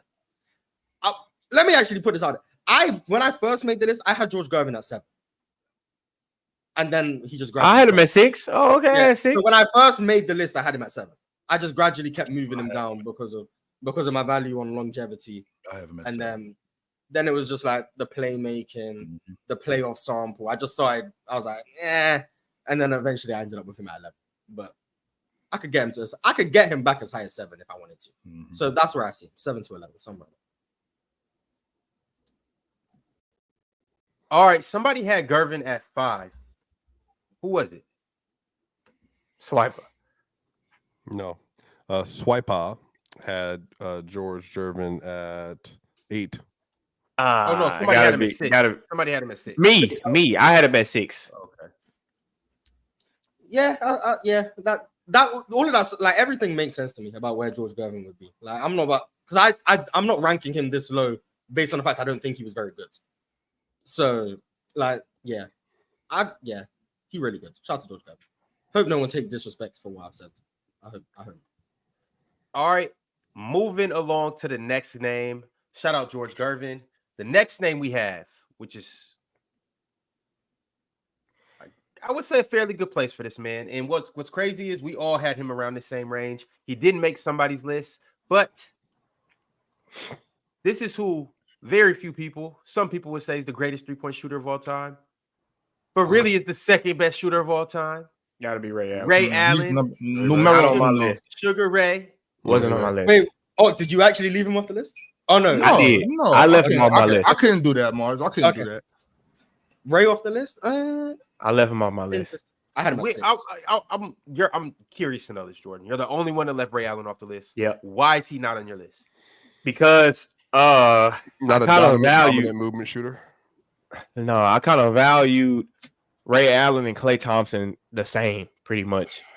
But I took the 4 chips and I took the 23, the 22. Like Ray Allen did that when he was with Seattle too. But 1 or 2 years, I just got Klay as a two-way player too. Like it was hard for me because Ray Allen and Klay Thompson were supposed to be 10 for me, but I'm just gonna take Klay before him. You know what I mean? Like, and I think what did Klay do better than Ray Allen? I think consistently put up 20 a game, like consistently 20 a game, two-way player. I think I think Klay had a 5 or 6 year stretch where he was 21 a game, something like that. 23, 22, like Two-way player too. Something Ray, like that. Ray averaged 20 plus for like 8 straight years. Yes, he did. Let's make sure we clear on that. And But a two-way player too. I think 2 of those years, and Ray wasn't no slouch on defense. He might not have been an all-league defender, but he wasn't no slouch on defense. He was never a bad defender, by the way. No, the only thing that transferred was his volume on offense from Milwaukee to Seattle, and then eventually going to where he went with Miami and Boston. I thought Ray was a good defender. I'm not saying elite. He wasn't going to make all defense with Jason Kidd and Kobe running around. Right. Well, I don't think he was elite, and I'm not saying he's like a shutdown, lockdown defender, but he always competed on defense, and he had the attributes, the skill set, the athleticism to be able to do it too. So I think he held his own on defense. Ray was checking the other team's star guard. Yeah, So when Kobe came into town, Ray was guarding Kobe. You guys must not have seen. Yeah, but I mean, You guys must not have seen Steven Jackson post where he just talked about Ray Allen not checking the best team guard. Steven Jackson used to talk shit. No, I'm just saying, y'all must not see it because I see it the same way he see it. I see it the same way he's seen it though with that. As far as that's not true. That's not true though. He thinks he's better than Ray Allen. Ray was guarding guys. But when you talk about Steven Jackson and Ray Allen as a player, like now looking at the box scores, I mean, I don't disagree. But don't do it. I don't think that's a crazy take. Steven Jackson was solid, bro. Y'all, but he was like, never. Ray Allen wasn't solid. Let me clear this up. I want to be very clear. Steve Jackson. No. Steve Jackson was a good player. I'm not, because you know me. I'm never going to disrespect somebody that played in the league. But he wasn't even better than Gerald Wallace. So I'm not even going to have a conversation with Ray Allen and Steve Jackson. He wasn't even better than Gerald Wallace. Respect. Gerald Wallace was a dog. Gerald Wallace was a dog. He was a dog. They were both. I can get what Swipe is saying. There's a version of Gerald Wallace. They're very approximations of each other. It's a version of S-Jack that Gerald Wallace can't even sleep in them shoes. Sure. That 1 year. That 1 year. That one. He's talking about San Antonio when he averaged 20. San Antonio averaged 20. That's it. That's it. Different role. Gerald never got that. He never got that run. Bobcats. We're talking about running. Never got that. We're talking about running. Never got the 20 points a game in his career, bro. He never got that run. Never got the offensive run. So what was a two-way player? Gerald Wallace was a two-way player. Yeah, that's what I'm saying. Y'all too. No, he was not the defender that Gerald Wallace was. He was not the defender that Gerald Wallace was. This is what I'm saying. We're not going to rewrite history. We're not going to rewrite history. Gerald Wallace was one of the best two-way wing defenders in the league for years, right behind Trevor Ariza. There was multiple years where he was considered one of the tier one defenders in the league on the wing, but he never got the love for it because you had Lamar Odom, you had Kobe, Ron Artest, for sure. So Shane Battier wasn't around. All of them. Tony Allen wasn't in the league. Are you guys out of your minds? Gerald Wallace was solid. If we're talking about two-way wings, why are you saying Tony Allen's name? No, we said defender. He said he was a top 5 defender. Who said top 5? Who said top 5? Who said top 5? Wings. He was a top 9. He was a top 5 defender. Who said top 5? He was. In like 08, 09, he was. Steven Jackson better than Gerald Wallace, though, y'all. Like Steven Jackson better That's than what I was Gerald saying. Wallace. Ray Allen is better than both of them. Right. I think I don't think that's crazy what Jack's saying. That's what I'm on. Ray Allen better than both of them. Steven Jackson gets caught up in his hooper ego, which is fine because that's what basketball players do. I don't know if he has a hooper ego. I don't know if he has a hooper ego. What are you talking about? Have you never heard Jack talk? Stop it. No, I watch a lot of his stuff. I don't like Jackson's a regular hooper, just like Gill and them. Go ahead. All right. Steven Jackson He was not a regular hooper, though. By the way, that's no. I'm talking about up here. I'm talking about up here. He's not talking about. Hold on. Get. Go ahead. I can try to let you speak. Go ahead. All I'm saying, Steven Jackson, I can understand why you feel this way though. Like I feel where you're coming from. Saying when he named, I think he named like 3 or 4 guys that he feels like he was a better basketball player than. I can understand that logic where he's coming from. Right. I think that's what I'm saying. All those dudes. I just don't. I think sometimes he go a little far, but that's the hooper ego in him, and that's fine. But to say you can't put Ray Allen in that category of guys he was talking about, because Ray Allen was a baller. Now when he got to the Celtics and kind of slowed down and turn into more of a spot up shooter type player, that was different. But I'm talking about prime peak Ray Allen. I'm talking about Milwaukee, Seattle Ray Allen. You can't put Ray Allen in that category of guys that just played just played one side of the ball, or guys that were just there just to give buckets. Ray Allen did everything in Seattle. He did everything in Milwaukee. So I don't think that you can put Ray Allen in that group of guys that Steven Jackson was talking about. And Steven Jackson, bro, he can't get with Ray Allen. Not at all. He's not on Ray Allen level. Ray, well, hold on. And on top of that, and again, we're going back to cultural significance.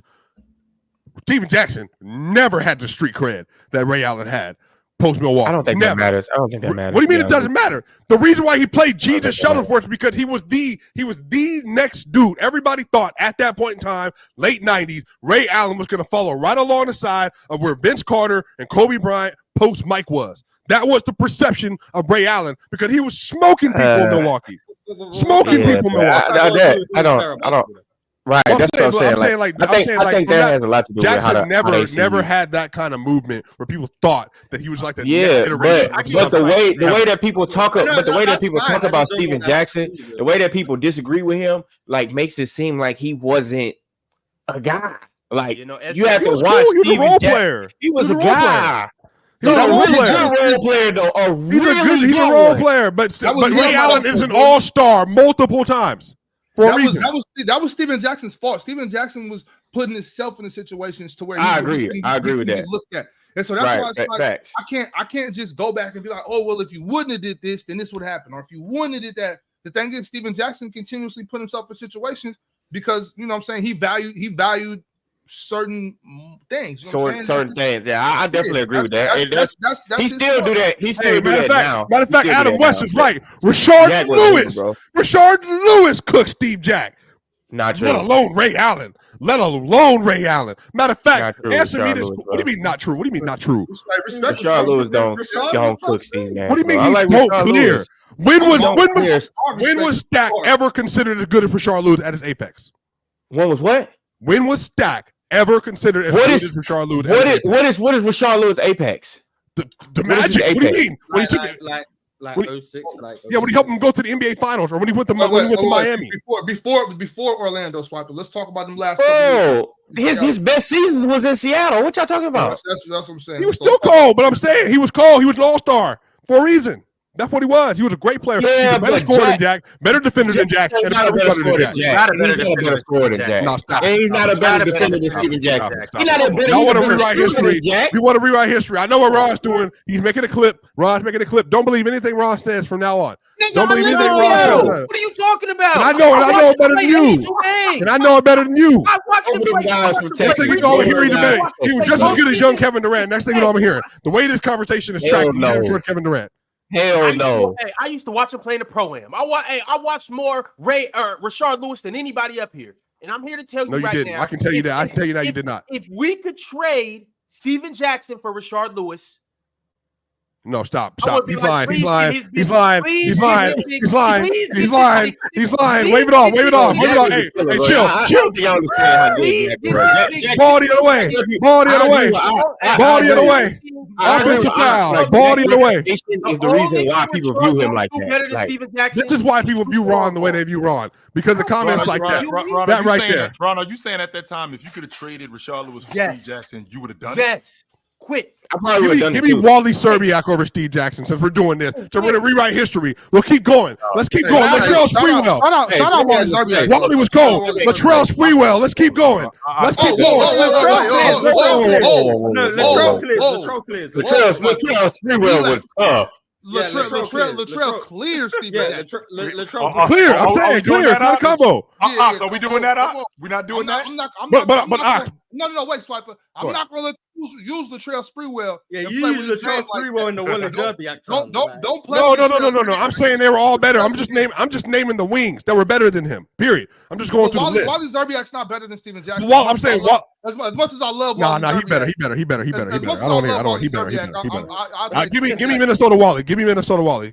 I agree with Ox though. The reason why people view Steven Jackson the way they do him is he set that up for himself. Like, had he not done certain things and he's been, this good guy, we see Steven Jackson in a total different light. Hey, Sean. Like the reason why y'all see Rashard Lewis the way y'all see him is because he don't have those same instances like Steven Jackson does. That's They got gotta be why. Jack got mad respect from the league, period, from players. Everybody like Jack. I'm just saying, you're talking about basketball players. Front office guys, Bro, from off to yeah, but I get what he's saying, but I'm saying we talking about hooping. I don't care about none of that. Jack just wasn't better than these dudes. Period. I love Jack. I would want Jack on my team. I really like Steven Jackson, bro. I don't like Steven Jackson what he does as a person. Matter of fact, you want to know? You want to know why I take over? As a player, if we're talking bias, if you want to be biased, if you want to keep it real, shoot, same player, chill. Give me Dallas Mavericks, Josh Howard, baby. Give me Josh Howard. Give me Josh Howard. Give me my dog Josh. You crazy as hell. I like Josh Howard. Give me my dog Josh Howard. I like Josh Howard, but Josh Howard, Steven Jackson is how? What did he do? What did he do better than Josh Howard? What does he do better than Josh Howard? Score. No, he doesn't. No, he doesn't. No, he doesn't. We got to reel it back in. I'm enjoying this. I'm having fun. This is great. If I said Hakeem Warwick, then you got a point. But he's not better scorer than Josh Howard. Bro, Josh Howard. All right, so we got it. We got to get back to the these list. are like Ox's favorite segments. and this is the reason why we got to get back to the list, because here it is up here. I put Ray Allen at 8. Fellas, what I failed to realize is that it is a tie for 7th and 8th place. And it's between Ray Allen and Tracy McGrady. T-Mac is who I had at 10. You crazy as hell, T-Mac, and that's my favorite player all time, by the way. But I got Tracy McGrady at. I got you. What number we on, Ron? It is a tie between Ray Allen and Tracy McGrady at 7. 7 and 8. I had T-Mac at 10. I got T-Mac at 7. But again, Mars, that's another one. He T-Mac at 7. He got pulled over this whole era. I mean, anybody really from 90 to 2000, he probably got pulled over every T-Mac was like that, bro. T-Mac's the George Gervin thing. It's the longevity. That's the problem. Hold on, no. T-Mac's just definitively better than, because right now it's T-Mac and Ray Allen. I understand that. T-Mac is way better than Ray Allen, bro. This is the thing. I had Ray above T-Mac because of the longevity. I have Ray above T-Mac as well. At their best, T-Mac. Y'all no, because of the T-Mac only had like 7 years. He only had like 7 years. It was the injuries. Far superior to Ray Allen. T-Mac at his best. They're not even in the same conversation, in my opinion. T-Mac at his best is better than everybody we talked about. Yeah, T-Mac at his best. Yeah, T-Mac at his best is better than damn near every name that's been said so far. The reason I had him at 10 is because it was like 5 or 6 years. That's the reason I had him lower. At his best, he's better than these guys. But Ray Allen gave me like. At T-Mac's best, he was right. He was one step below Kobe, coach. That's one a fact. Below Kobe. That's a fact. Yeah, that's why all time. I said a step. I did teeter. Hey, chill. Notice I said a step. I'm talking about when the receiver got a step on the court. Not a step. Hey, chill. Ball's right here. Yo, Peak Bean can't get with Peak T-Mac. 2002? Peak Mac Sauce. Swiper. 2002? You guys always go too far. I'm gonna disagree with you on that one. The only reason why I say is because T-Mac is my favorite player of all time, number one. But me too. But I saw games growing up in Houston where T-Mac would be doing this thing, and then he would get, and Kobe did it too, but he would get frustrated as hell and be like, "All right, y'all do it. I ain't gonna do shit." He just quit. He would do that some games. Now, Kobe, he did it 1 year, but T-Mac did it a lot, bro. Like, he would be like, kind of just lackadaisical. But, in series where we felt like we wasn't supposed to win, like playing against the Mavericks, he'll go all out, get 40 a game, shit like that. But when it's like an even matchup, he kind of does some bullshit sometimes. But that's the only reason why I'll give Pete Kobe over T-Mac. Like, Kobe's just a better player. Look, all I know is this, in terms of what stuff that matters. I think T-Mac's not all-time great. I'm not all-time great conversation. Not gonna happen. But chill. That 2002 season, in terms of memorable, most important, one of the most important years I've ever seen in my life. Ever. From 2001 to 2008. Give me Max Sauce. Yeah, I saw your viral clip about T-Mac, and I just was disappointed, man. What did you say? Hold on, I ain't He seen said T-Mac's an overrated scorer. That's what I was really disappointed in that, man. I was like, man, 39% from 3 on 60 cents a game in 2002. Chill, what? Come on, man. Come on. I was really disappointed in that. I'm gonna stay out of this Tracy McGrady conversation. You ain't have T-Mac in your top 10, did you? I did not, Mars. Wow. Is Cho the only one who ain't have? Bro, a 6'8", 6'9" shooting guard with the production. But I can understand like the argument people will say is that T-Mac never got out the first round truly. Like that's an impact too, but I grew up in Houston. Them teams was not good. They had like Scott Padgett on the team. Do anyone of y'all know who Scott Padgett is? Yeah, we all know who that is because we all watched those teams. That's not a good basketball player, bro. But I'm telling you, had T-Mac got been the second best player to Shaq in the early 2000s, the whole conversation around T-Mac is different. That's all I'm saying. For sure, bro. The Rockets team was not good at all, bro. Like having Chuck Hayes in the starting lineup should never be good. Huh? Even those Magic teams weren't that good. They weren't good either. That's what I'm saying. They were never going to win, but then he gets blamed for that 3-1 against Detroit. But like, really, they should have never been up 3-1 in the first place. That was kind of crazy. But Doc got a funny way of coaching, though. By the way, shout out to Doc will do enough to get you close to 3-1 and lose that motherfucker. Yeah. Doc they lost that 3 times, bro. That's crazy. How much do you guys value longevity? Genuine question. Good. I value it a lot because Ray Allen's ahead of T-Mac.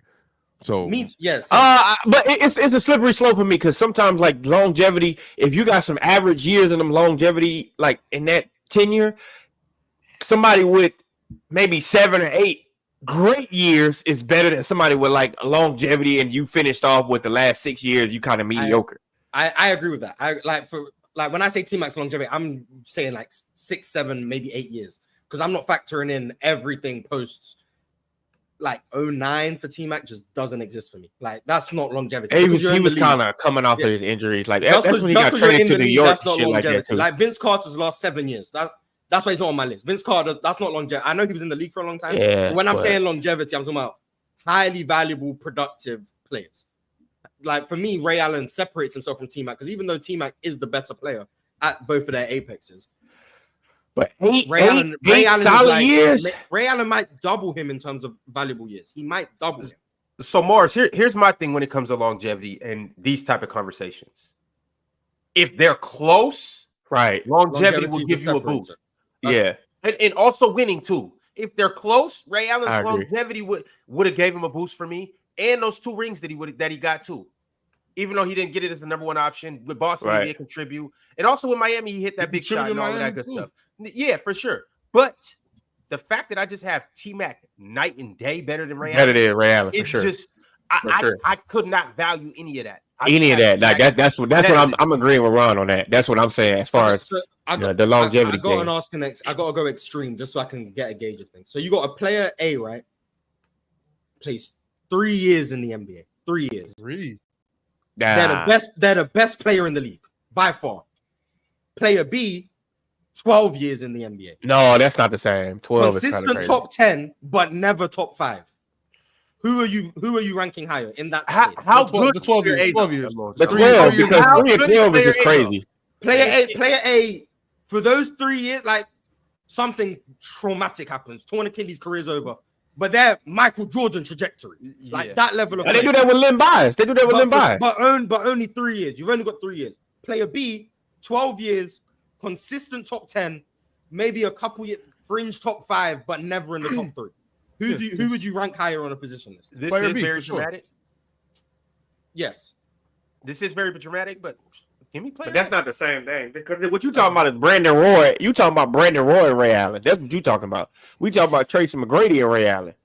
Yeah, that's why I said this is away from the team. This is just me trying to get a gauge on where longevity. I know, but I'm feeling. Yeah, like he's talking about Brandon Roy and Ray Allen. That's Brandon Roy. I mean, the chat's saying A. Some of the chat's saying A. Yeah, I'm going with A. Yeah, T-Mac has 7 years. T-Mac has 7 years where he's either elite or very good. Like, who would I want on my team? I would obviously want to draft player B, and I would want to actually have player B's career as well.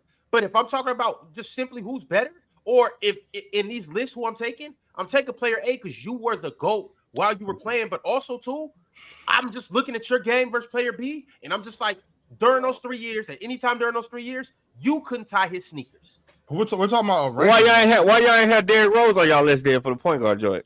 Well, that's for Ron. Derrick Rose. Because I see what Ron said. Because I say this all the time. Yeah, I say this all the time. For me, the better player is whoever's just better at their peaks. you're better than T-Mac's better than Ray Allen. That's how I do better. That's how I do better. It's just at their peak, who's better. I don't care about longevity. I don't care about that stuff. Just at their best, who the better player is. But when I do who's better all time, I factor in the value over the course of your career, which would then value in the longevity, which is why my better, like if Ron asked me top 10 best shooting guards ever, my list would look drastically different to how it looks when it's the top 10 shooting guards of all time. So I guess for me, it's like semantics, I guess. But like, they're two different lists for me. So T-Mac would be higher on the best shooting guards list than he would be on the top 10 shooting guards of all time list. So yeah, makes sense because that's how I am with the LeBron and Jordan GOAT debate. But I feel that's where I'm at with it. So T-Mac, I got you at 10 solely because of longevity. I ain't gonna lie. At your Apex, that's top 5. We're telling y'all if people didn't get a chance to watch basketball in the 2000s, I'm not even trying to be nostalgic, bro. We ain't. I've never talked to y'all about Mike Bibby, about Darren Williams for real. Like we haven't talked about none of them, bro. Like there was a real conversation with Darren Williams and Chris Paul. That was a serious conversation. That's a fact. That was a real conversation, and I thought that Darren Williams was better. At one point, I did. Yes, I did. Jermaine O'Neal was right up there with all the rest of the like. Bro, I tell people all the time the 2000s to me, all the way up until like 2010. If you want to say 2010, I think that's the best. Like around that time was the best era of basketball, bro. Like I just didn't know what to do with Ox. I didn't know what to do with Brandon Roy, man. I didn't know what to do with this dude. I'm sitting in the building. I'm watching him put 50 on Phoenix, and I'm like, I'm not blown away with nothing that this dude does, but he's nice as hell. I don't know what to do with like that, bro. I'm like, there's nothing that he does that I'm like, yo. But I'm like, bro, you had a complete team back then. Like guys like Randy Foy was solid, bro. Right. Like they're nice. The most underrated player ever, though, that I've never taken serious and probably won't ever take serious at all, but was a great scorer. And I mean, like a great basketball scorer, not all time, but great Kevin Martin. I never paid attention to Kevin Martin. Never paid attention to Kevin Martin. But he got on my nerves with the Rockets, though. But facts. He the reason why we got James Harden. Right. Kevin Martin's the reason why we got James Harden. But facts. Kevin Martin was like that. If he played today, was cold for a little bit. Kevin Martin was just soft. That was his problem. He couldn't guard a soul, boy. I mean, he couldn't guard nobody. Like period. But he can get a shot off. If he played in the Warrior system with Clay and them, oh my God. Like, hey, but that tough guy 2 guards though, because remember Doug Christie was a fighter, Ox. I used to love Doug Christie. Was limited on offense though, but Kmart was like that. Chill, don't do this right now, bro. Chill, you don't got to. I have never been more afraid in my life. What are you talking about, Doug? What are you talking about? Game 7. He can't be scared. Backyard when you're 12 years old. This is what you talk about when you're with your friends in the 6th and the 7th grade. Here we are. Jeff T said the same thing. I was never more afraid in my life. So the man can't have feet. Wait, Jeff T was an all-star and said the same thing. Don't give me the ball. I don't want it. Get off the floor then. Get off the floor. But a lot of these dudes think like that though. If we're being honest, they just don't say it. It's just a basketball thing. Basketball players think like that. That's why you see the same people taking the last shot at end the game. LeBron, Steph, Kevin, Yoke, SGA. They're just wired different. Like Embiid don't even take the ending game shot half the time. So, fellas, we got to get back to this list though. I got a tie, and I gotta ask you guys, who are you taking? Jordan, I'm gonna start with you. T-Mac or Ray Allen? T-Mac, brother. All right. Mars? Ray. Chill? Ray. That's surprising. All right. We got 2 T-Macs and 2 Rays. Swiper. Man, this is for the list or like just who's better? Yeah. No, it's for the list. I mean, for the list, it's Ray Allen. For the list.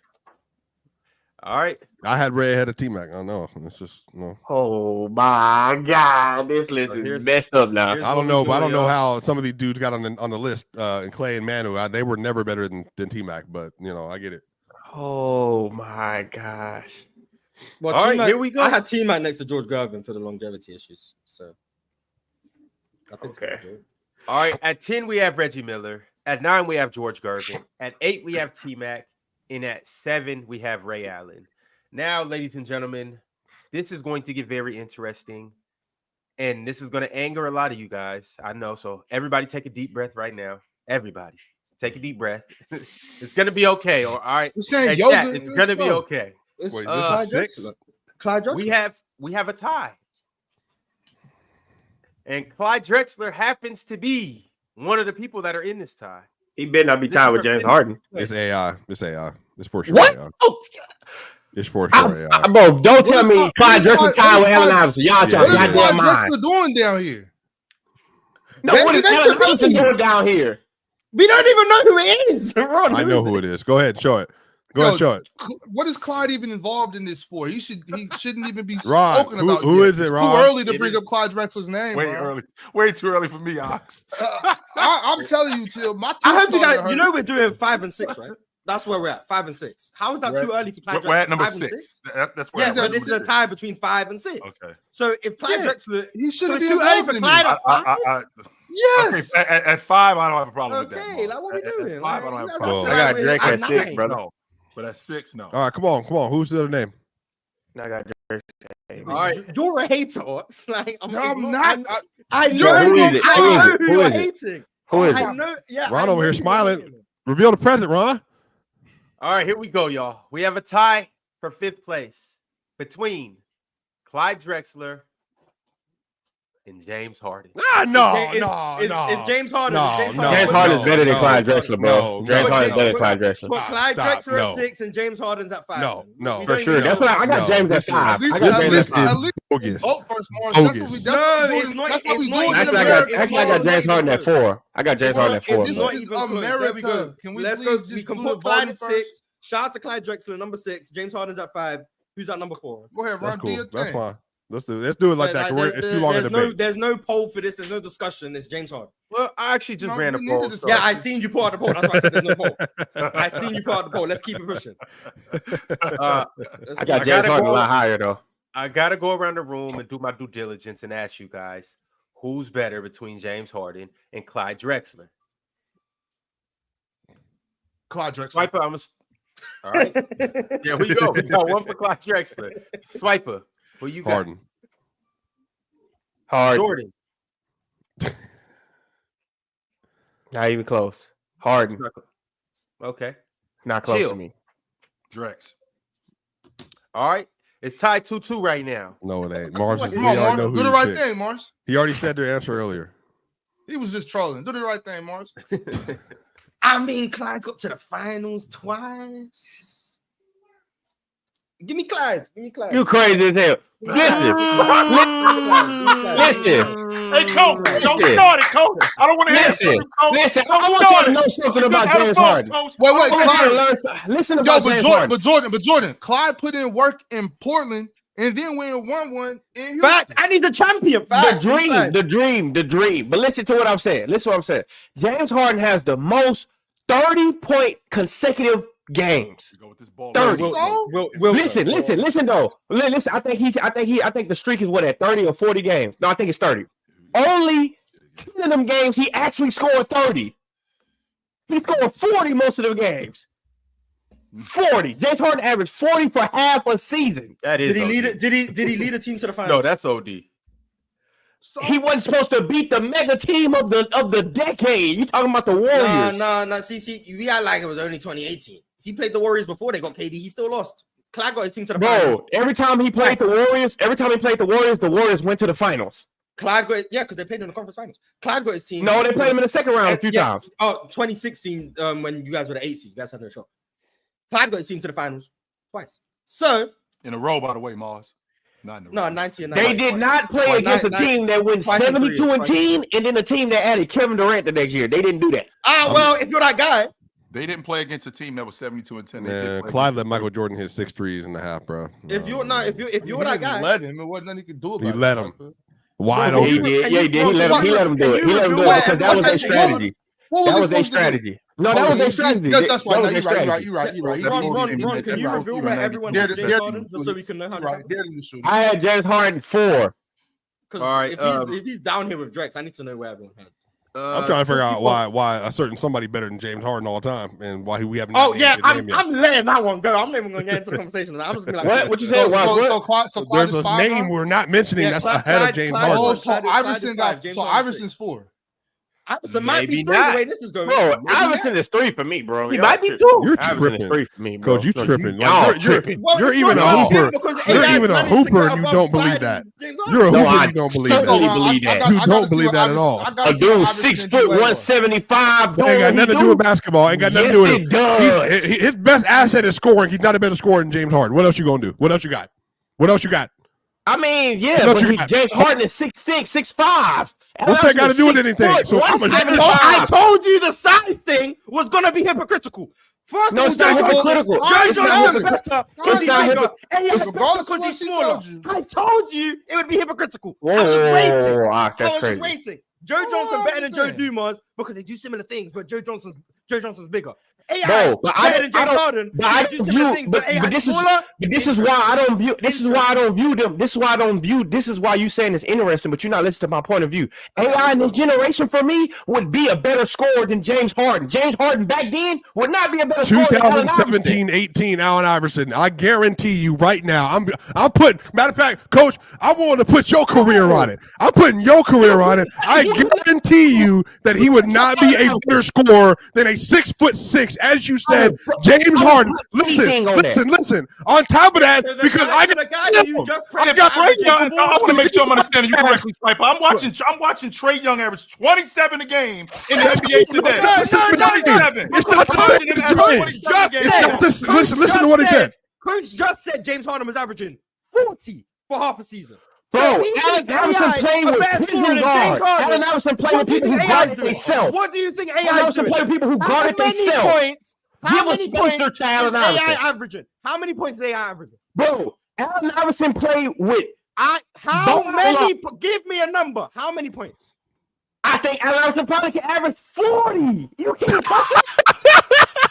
You can't touch AI, but you cannot touch AI. Maybe 38. Maybe 38. I don't hate it at all. Maybe you cannot touch maybe AI. 42. That's all I needed. Maybe 42. That's Bro, all I you needed. are Stop, Ron. tripping with That's all that, I bro. needed. Stop That's Knock all it I off, needed. Ron. Stop. Chill. So You mean to tell saw me- you mean to AI? tell me- 42 a game. Allen Iverson is average. Why not? That's all I needed to hear. Bro, if you cannot touch him, he's fast as hell, and he can finish with the best Wait, of is them. James Harden not one of the best drivers of all time? Wait, hold on. So wait, no, talk about Coach. Time out. No, let's talk about because you're a scheme James guy. Harden is one You're a of the scheme best. guy. You're a scheme guy. Yeah. You're a scheme guy. Supposedly, but it'd be harder to guard Allen Iverson over James Harden. So when the Utah Jazz are saying the best option we have to do in the NBA playoffs. Listen. In the NBA playoffs, the best option we have is to put Ricky Rubio behind James Harden because we literally every single time he gets to a step back, we're cooked. Every single time he drives by us, we're cooked. Every single time he posts up our guard, we're cooked. But Allen Iverson's a better scorer. But he can't answer this question for me. Answer this question for me. Answer this question for me. If you put James Harden in the early 2000s, you think James Harden averages what he averages? What's the What do you mean? In that era, like 28 points a game? Sure. Swiper, in your estimation, Swiper, what is the mark of a great scorer? What in your estimation is the Getting to the free throw line to me. No, hold on, Coach. Swiper, what is your just one? What is your estimation? In your estimation, what's the mark of a great scorer? A bucket getter. That's all we're talking about right now. A dude who gives you buckets. Just one trait or just traits? Just go through it. What do you look for when you a bucket getter? A dude who is buckets. Do you have the ability to get to the easiest shot on the court, to hit it with a high proficiency? And are you a difficult shot maker, especially clutch game situations? Are you able to translate regular skills from the first 3 quarters of the game down to isolation plays, post attempts, 3-point shots, making sure that you're maximizing opportunity in possessions? Like Kevin Durant, wherever he's on the court, relatively easy shot for him, even if you have a hand in his face. There's levels to this based on your ability, size, speed, quickness, and your IQ. Luka Doncic, one of the best scorers in the league. Joel Embiid, one of the best scorers in the league. Nikola Jokic, one of the best scorers in the league. SJ, one of the best scorers in the league.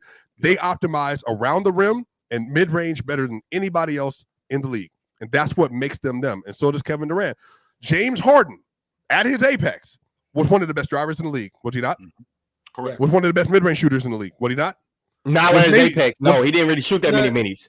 Pre-D'Antoni. Before Mike, but he was. So That's prime. That's prime. This is not peak. That's prime. So the answer is yes. Well, then no, the answer is no. That's not his apex. So then the three. I mean, he was still putting on like 29 a game. Didn't make any sense. So then the 3-point line. So then the 3-point line. James Harden is a far better 3-point shooter. Far. Oh yeah. And then on top of that, he's shooting 90% from the line. So wherever you want it, like wherever you want it. You still have not answered the question. If you put James Harden in 01, does he average 32 points a game? No, nobody did. Nobody did. Kobe didn't do it either. None of them did. What's that mean? Is Kobe a worse scorer than AI now? Is Kobe a worse scorer than AI? Yeah. To answer your Kobe Bryant. Let him answer. Is AI a better scorer than Kobe? No. 31, 30. You ain't wrong, shit. You ain't wrong. This is not difficult, Ox. That is difficult, bro. No, it is. We are talking about Allen Iverson, who played with no spacers. Carved up. AI getting 31 a game. Give Allen Iverson, Trevor Ariza, these guys you can space out where you got to guard me one-on-one and cannot help. He did have Andre Iguodala, but that was later on. I'm talking about 31 a game. Allen Iverson is a better scorer than Kobe Bryant. You're not wrong for saying that, bro. You're not wrong for saying that. What y'all talking about? Yes, you are. No, you're not. I'm talking about production. Y'all talking about the way it looks. Yeah, that's what I'm saying. It's not about production. I won't argue that. No, because that means production just means points per game, right? That's it. Right. No, it's just the thing. That's not what I said. Nor is that when Chill asked me what makes a great score, and I went through a list of at least 6 things, and I'm asking you to tell me what Allen Iverson did in 2001 at his apex better than what Kobe Bryant did at his apex as a scorer. Which one of those things? 31 a game. AI lived in the mid-range. I missed most of them. No, AI averaged 31 a game, living in the mid-range and at the rim. What was Kobe? What was Kobe? What did I miss? Now you arguing Bryant was a better scorer than James Harden. Yes, he was. So why are we talking about James Harden? I mean, why are we talking about Bryant? We're talking about James Harden and we're talking about Allen Iverson. Why is Bryant? Because if there's human beings, Bryant was better than both. Because if there's people. If there are humans who think Allen Iverson is a better scorer than Kobe, there's no point having the James Harden conversation because they are too far gone. Okay, they are beyond help. We can't discuss James Harden if we're saying he's a better scorer than Kobe. No. Stop. Chill. Respectfully. I'm not saying stop. I'm just saying I want to hit. He just made a point. You're talking about how it looked. Chill. Have I not? Have me, Swiper? Have I not gotten up here multiple times? I think Nikola Jokic is the best scorer in the league. You said that. Yes you have. Does he look better than Joel Embiid? Or no, he does not. He takes lanes and floaters. If we're gonna be honest, what are you talking about? You might not have mentioned. We see basketball differently. We see it differently, bro. We see it differently, bro. Jokic is extremely skilled. Do you not what I said.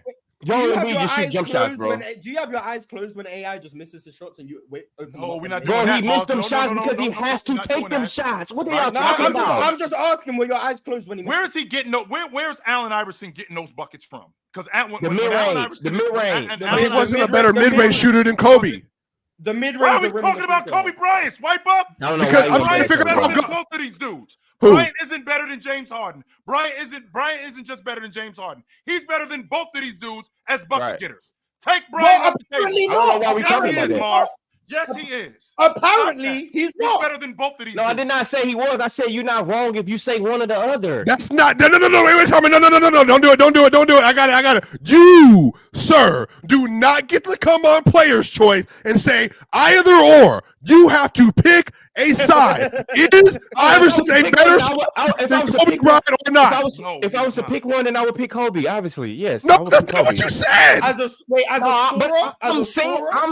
No, but I'm saying when y'all asking these questions, y'all trying to discredit like it's a big ass gap. It's not. There is. That's the point. I disagree, bro. So in the playoffs, hold on. In the playoffs, Iverson was the same level of score as Kobe Bryant. Yes. Ron, you have a super chat. Yes, I don't get what you don't get, bro. Like, what? Why wouldn't he be? The gap's not that crazy. Fellas, Right, like, that's what I'm saying. I'm beginning to think Ox is actually just a Kobe hater. I'm beginning to feel that way. Fellas, Swiper left the building, and in Don't the meantime, put that in the air, Morris. These No, bozos the will more believe I that. hear you, I've heard a lot of things in like the last month or so that it's like he might just hate Kobe. Like, that's what it might be. I think he might just hate him. we have $100 super chat from one of the greatest ever sent through a super chat. Better than Kobe, better than Iverson, better than Harden. This is the best super chatter that PC has ever seen. My man Arch, he said, "This is peak heated debates are the best."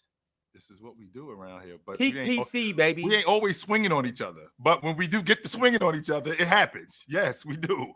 We're not always fighting in here, but when we get to fighting, this is not swinging. Let me explain what's happening. This is not swinging. This is one man, Jordan, on one end in the blue corner. This is Swiper on the other end in the red corner, and it's a first round knockout because he's telling me that Allen Iverson's a better playoff scorer than Kobe Bryant. No, you're asking where they're the same. That's not the question that you're asking. You're asking where they're the same. In the vicinity, within the room.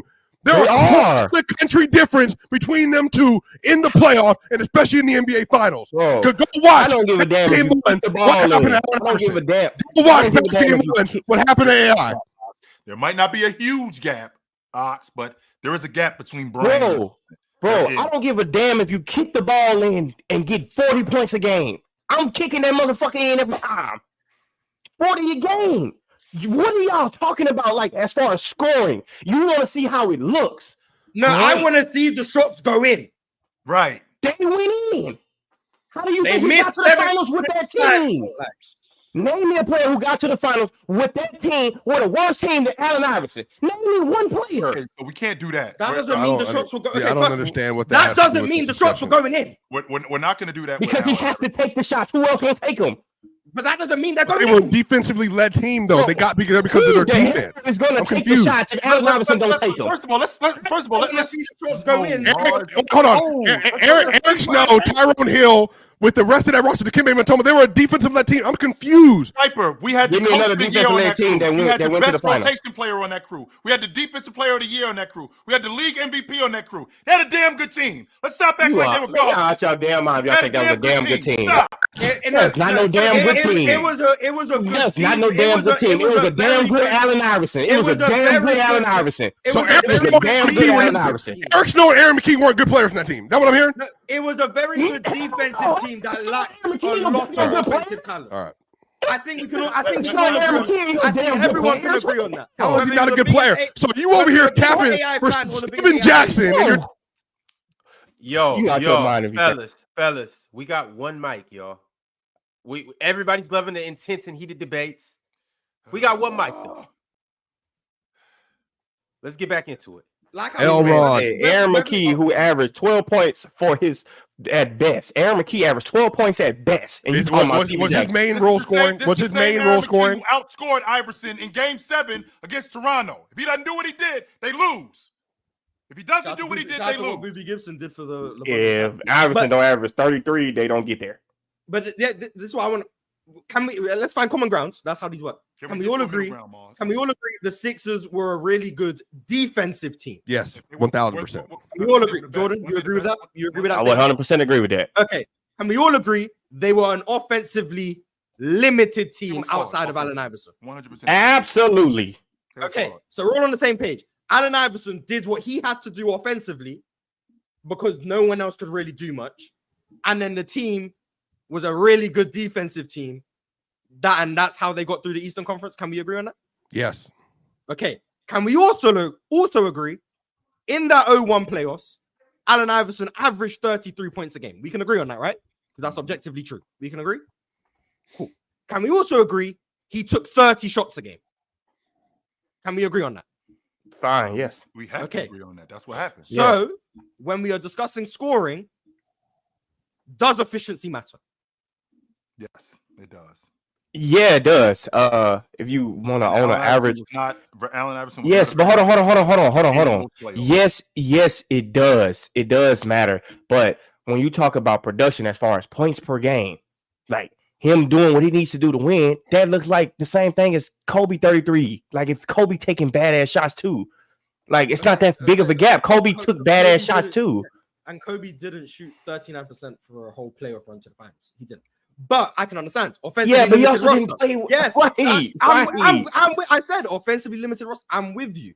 That's why I'm going to ask part 2 of my question. Yep. Was they made the finals in 01? Yes. Yep. But was that Allen Iverson carrying a bad offensive team? Was that a recipe for success? When you look for every other year outside of 01, they never did anything. That was a jump off. Is this a good formula? That was a one-off. Is it? They never got out. They never got out. A one-off that beat a team that only lost to them.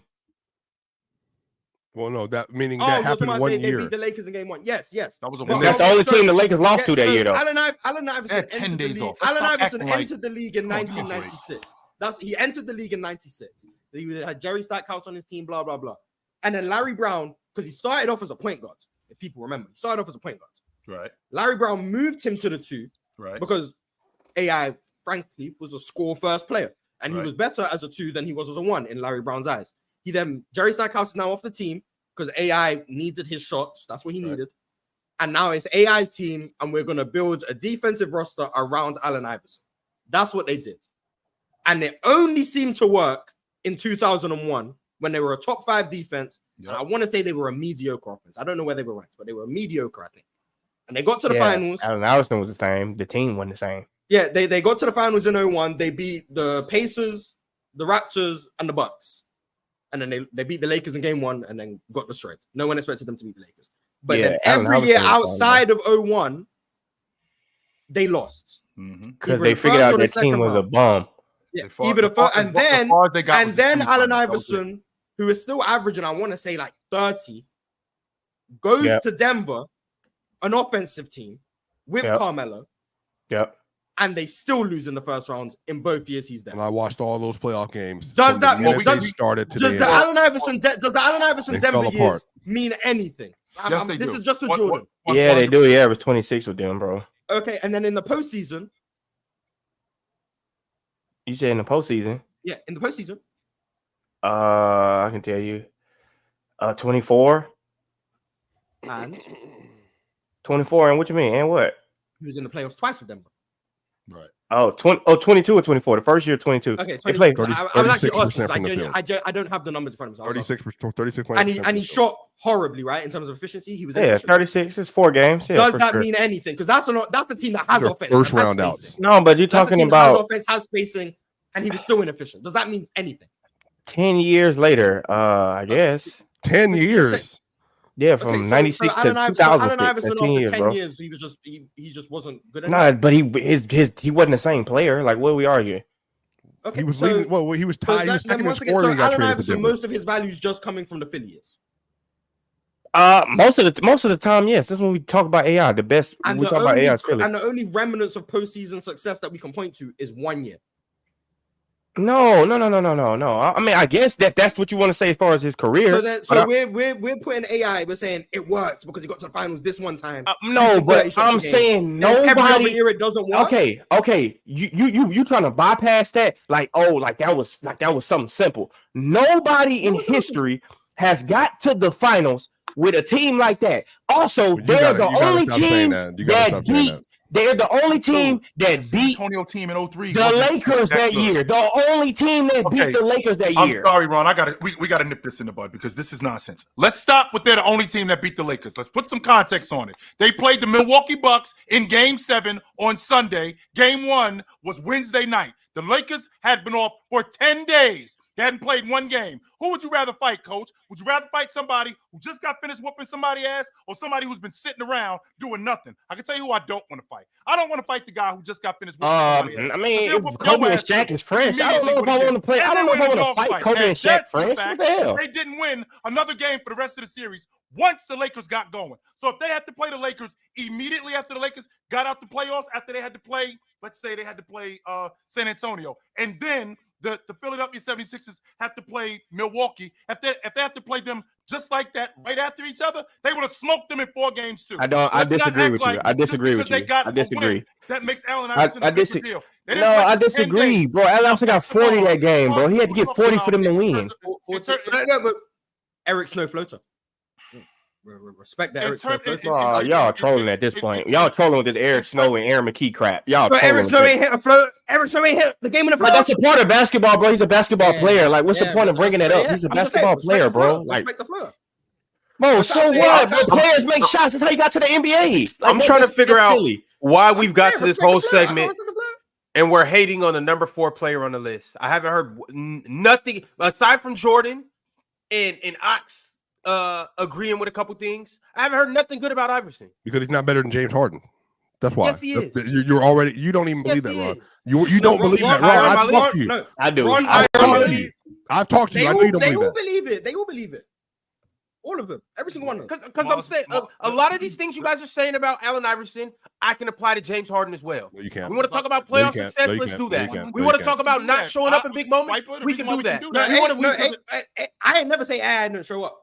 AI showed up. No, he didn't show up. He didn't show up in Denver. I can tell you that for sure. He did not show up in Denver. Yeah, but James Harden didn't show up in Brooklyn. We've seen plenty of times with James Harden. No, in Philly. He didn't show up in Philly when he had 7 points. When James Harden got hurt. Yeah. But in 17, even that game 7 against the Bucks, AI was crazy in that game. You ain't never seen AI have a playoff game like James Harden. Never. Oh wow. Let me go. Game 5 against the Bucks, 2001. 5 for 27. It was garbage. Yapping. Don't tell me I've never seen it. Yapping. All right. Have you ever seen James? Have you ever seen Allen Iverson have a 7-point playoff game? Have you ever seen? Have you ever seen? Have you ever seen? For 27, bro. Have you ever seen? Bro, you saying that, but James Harden is supposed to be one of the best players in the league. This man leaves a playoff game with 7 points. Philly won the game where AI was 5 for 27. For how many points did he have, though? How many points did he have? I gotta find the box score now. Jesus Christ. I know he had more than 7. I can tell you that. 15 points. Is that good enough for you? 15 points. Bro, James Harden looked like he was drunk when he played against the Spurs. Facts. Well, okay, what happened in the first round? Hold on. You told me I ain't never seen a game like that from Allen Iverson. I said you never seen Allen Iverson do what James Harden did. James Harden looked like he didn't give a fuck. I saw him go 5 for 27 and win. Bro, I would rather my superstar go 5 for 27 than James Harden. The Dwyane Wade thing. We got the Dwyane Wade thing.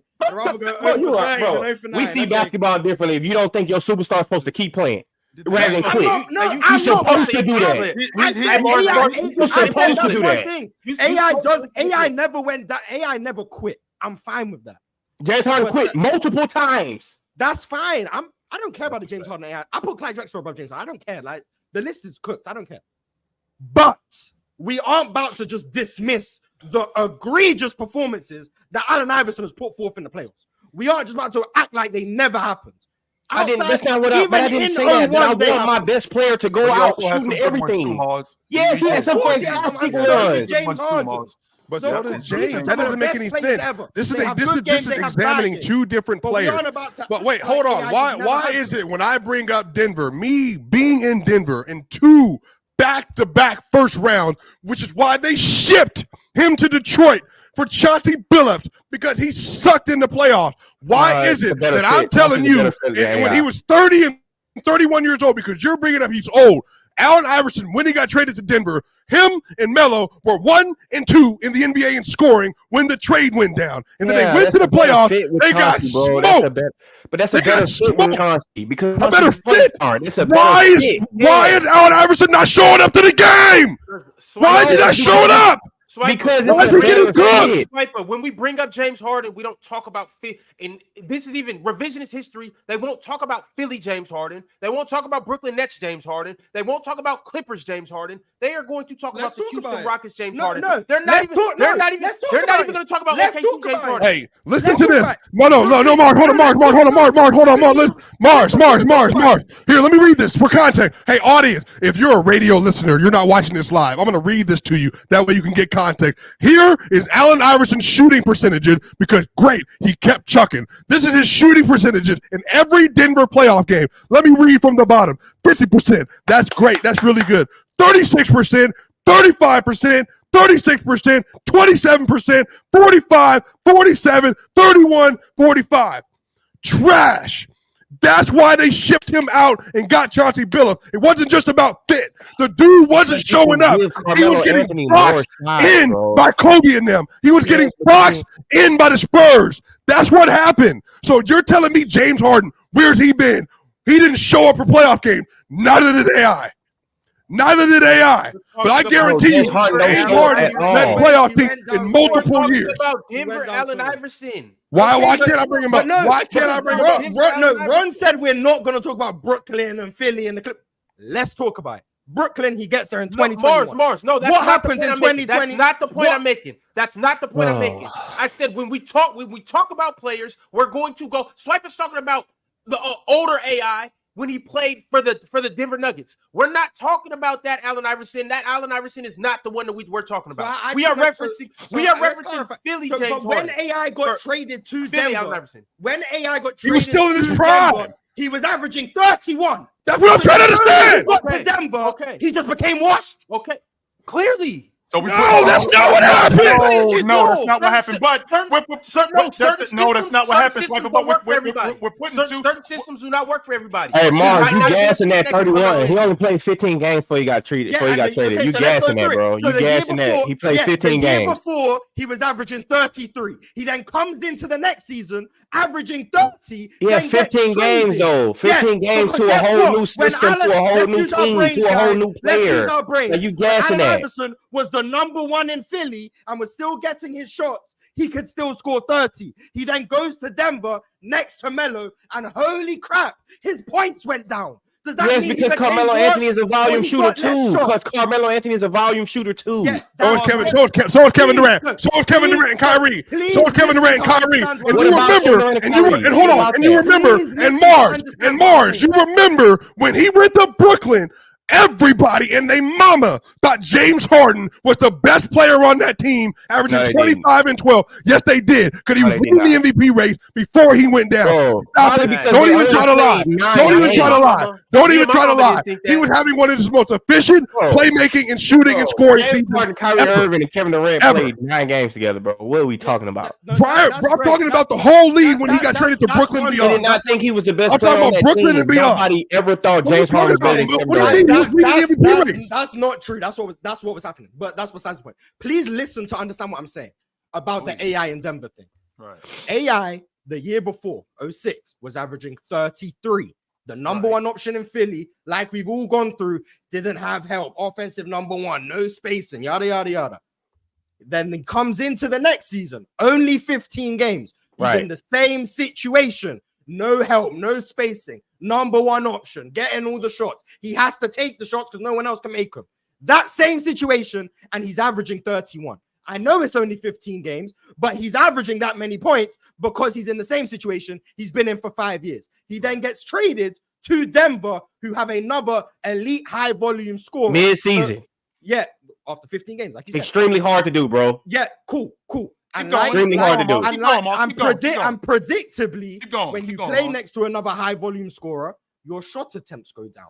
So you know what happens? You average less points. Allen Iverson averaging. Let me find what he averaged in Denver that first half season. Allen Iverson averaging 25 for that first half season in Denver is not because he fell off and wasn't capable of averaging 30 anymore. It's because he ended up being in a role where he had to play a lesser role next to a Carmelo Anthony. And field goal percentage went up too, though. And that's also what happens when you have better teammates. Same thing happened with KD. The same reason why, KD and Golden State, his averages went down. That happens. And the same reason why AI was so inefficient, as you would say, is because he didn't have help and didn't have spacing. So guess what happened in Denver? His efficiency went up. So his volume went down, and it's the first season, though, bro. That's the okay. And then we'll get to the second season. We'll get to the second season where he averages 26 a game. And you know what? That means Allen Iverson, as a second option, is putting up high volume numbers. It's not 30 because he's no longer in the situation in Philly where he has to take where he no longer has to take all of those shots. So what happens? His efficiency went up. His volume went down. If you are going to tell me Allen Iverson was no longer capable of averaging 30, you are lying. The reason I didn't say that. Yeah, I'm talking to Ron because he said that Allen Iverson got traded and all of a sudden became washed, apparently, because his points went down. He's not saying washed. Yeah, And that's literally, I asked him, was he what she said? Apparently, that's what he said. So I said worse. I didn't say what. He's worse. I said washed. I said, was he washed? You said apparently so. Maybe you misheard. Maybe you misheard. Okay, so cool. He got worse. Cool. So what I'm saying is, Allen Iverson was still perfectly capable of averaging 30. He was just in a situation where it didn't call for that anymore. So if we're going to say Denver AI doesn't count or counts less because it's not the same AI, then I think that's disingenuous because AI was still perfectly capable of putting up those same points per game you were praising in Philly. He just wasn't shooting as much because he was in a different situation that didn't call for it. That is why he didn't average 30. It's not because he wasn't good enough anymore. It's because he was in a situation where he didn't need to. That's why he went from averaging 25 shots in 06, 24 shots those 15 games in Philly, going down to 19 in those 2 seasons in Denver. It's not because he became worse. It's because he had to play a role. Yeah, he had to play a complementary role next to Carmelo and that Denver offense. You know that. That's not news. But what's the point is he making? I'm trying to figure out what's the point he's making. And we're getting to my point. That the fact that he was appalling in the playoffs in Denver is not a sign of, oh, he wasn't good anymore. It's a sign of the fact that Allen Iverson just took bad shots. That's what he did. Whether he had good offensive help like he had in Denver or whether he had bad offensive help like he had in Philly. Allen Iverson was a bad shot taker. That's what he did. Hold on, chill, because I'm finna do the same thing with James Harden. James Harden was averaging 34 points in Houston before he got traded to the Brooklyn Nets, where he averaged 24 points. When he was still capable of averaging 34, but he went averaging 24. And you know what? In the playoffs, James Harden was averaging that same year with Houston, he averaged 31. Yes. The next year in Brooklyn, he averaged 20. Yes. Because he's playing with better players. Right. That's a fact. And the point, and the point is, James Harden's points per game went down in Brooklyn because of his help. But Allen Iverson playing with better players, the transition, just like James Harden, which is the point, the transition from him going from being the man to playing with another high-volume shooter, not just a scorer, because you got scorers who are high-volume scorers that play on the block. You got high-volume scorers that are ball dominant. We're talking about a guy in Allen Iverson who was playing with another high-volume shooter who also needed the basketball. Now, I got to make a transition from being the man to now not necessarily playing second fiddle, because Carmelo Anthony was still young at that point. I think he was only in year 3, but it was still him. He was that guy. So now Allen Iverson, who had been in the league at that point for 10 years, who still thought that he was that dude because he was averaging 31 a game, to now I got to move over to playing with Carmelo Anthony. He still looked at Carmelo Anthony as a younger dude. So now I got to make the transition from playing with Eric Snow. I got to make the transition from playing with all of these other guys who aren't scorers, because I'm still thinking about me being the only scorer on the crew.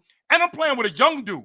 I'm playing with basically a kid, even though he's a bucket getter. I'm playing with a young dude who's looking at me to be the man, by the way. It's not like I'm looking at him. He's looking at me to be the man. So with him looking at me to be the man, I'm still taking the shots that I was taking when I was in Philadelphia. I'm just not taking as many of them. James Harden was doing the same thing, but James Harden was disappearing. He wasn't even taking them. And also, James Harden got hurt in the 2021 playoffs. And Mars, you and me go over this 1,000 times. He got hurt. Yeah, he That's got because of James Harden. Yeah, and James Harden played hurt. I'm not. Ron, we finishing the list tomorrow? The point I'm making is Ron bringing up the fact that James Harden averaged only 20 in the playoffs in 2021. Prior to him getting hurt, I want to say he was averaging 28. I want to say that James Harden. Yes, he averaged 28? No, because he got hurt in the first game against the Bucks. What the hell? How was he averaging 28? And if you got hurt against Boston, because the Bucks was the second round, Ron. In the first round, I think he averaged 28 against Boston. I think someone can quote me on that. But the point being is, yes, James Harden went from averaging 34 in 2020 to then go into the Nets and averaging 24. That's not because he was no longer capable of averaging 34. It's because he now played next to Kevin Durant and Kyrie. Not both at the same time because they're never on the court, but they played 9 games together. Sporadically between each other, playing next to Kevin Durant or playing next to Kyrie. And then you could see when it was just him out there, 30. You know why? Because points per game averages are just as much dependent on what's around you as it is on your actual skill set. So KD didn't suddenly go from no longer capable of averaging 30 the moment he got to Golden State. No, he played next to better teammates, so his points per game goes down. James Harden didn't stop being able to score 30 because he went to Brooklyn. He just didn't have to. Allen Iverson didn't stop being capable of scoring 30 because he went to Denver. He just didn't have to. And James Harden was hooping in the playoffs in 2021 before he got hurt. So saying he only averaged 20 in the playoffs that year is disingenuous because you know how he looked when he came back from that injury. That's neither here nor there, though. I don't really care about that. But we can talk about how James Harden has looked post-Houston if you want, because he's been very good. He's just been a point guard. He hasn't been a shooting guard for like 5 years. But even James Harden now, one of the best playmakers in the league, still one of the best isolation players in the league. This past postseason, he was the Clippers' best player. He's still doing it at 34. He's been very, very good. Now, is he peak James Harden? No. And is he a flawed player? Yes. Is Allen Iverson a great player? Yes. Is he a flawed player? Also, yes. This whole segment has been about bashing Allen Iverson, which I feel is kind of disappointing because he's going to be number 3 on this list. Maybe. Yep. He should be 3. He's going to be top 4 on this list, and he's one of the undoubtedly greatest shooting guards ever. I ain't seen someone as relentless as him, someone as quick as him, the craftiness, Thank you. We talking positive about Allen Iverson. Allen Iverson is one of them ones. And this whole segment has ended up just being all negative and all the things he couldn't do. But let's also appreciate the fact that he is one of the toughest, relentless, fastest, skilled, all of the above players of all time. Let's also appreciate that. Allen Iverson is great. And his spot on the list is mostly justified. So, yeah. Gotcha. But those James Harden arguments were nonsense. Well, ladies and gentlemen, you guys are just going to have to come back tomorrow to get the official top 5 on the list, or top 4. We'll finish off the list, and also tomorrow we'll do the power forwards. But I got a lot of super chats right now, so we're going to get to that. And tomorrow we'll give the flowers to the top 4 guys on the list, whoever they may be. Let me shout out a couple members. The Kings, I gave you a shout out already, but another shout out. Ezekiel, big ups to you. Appreciate you for becoming a member.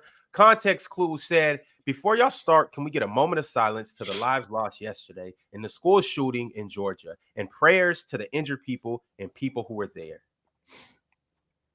Mm-hmm. Yep. And then also, just for people to be aware, there was also her name is Rebecca Cheptiji, I believe is her name. She was a runner from Uganda. She was set on fire by her boyfriend, and she died today. I don't know if people know, but like worldwide, there's a lot of domestic abuse against women in other countries, and where men will set women on fire as like a form of like punishment and stuff like that. So sucker shit. Mm-hmm. Yeah, I want to find that dude and beat him with a bat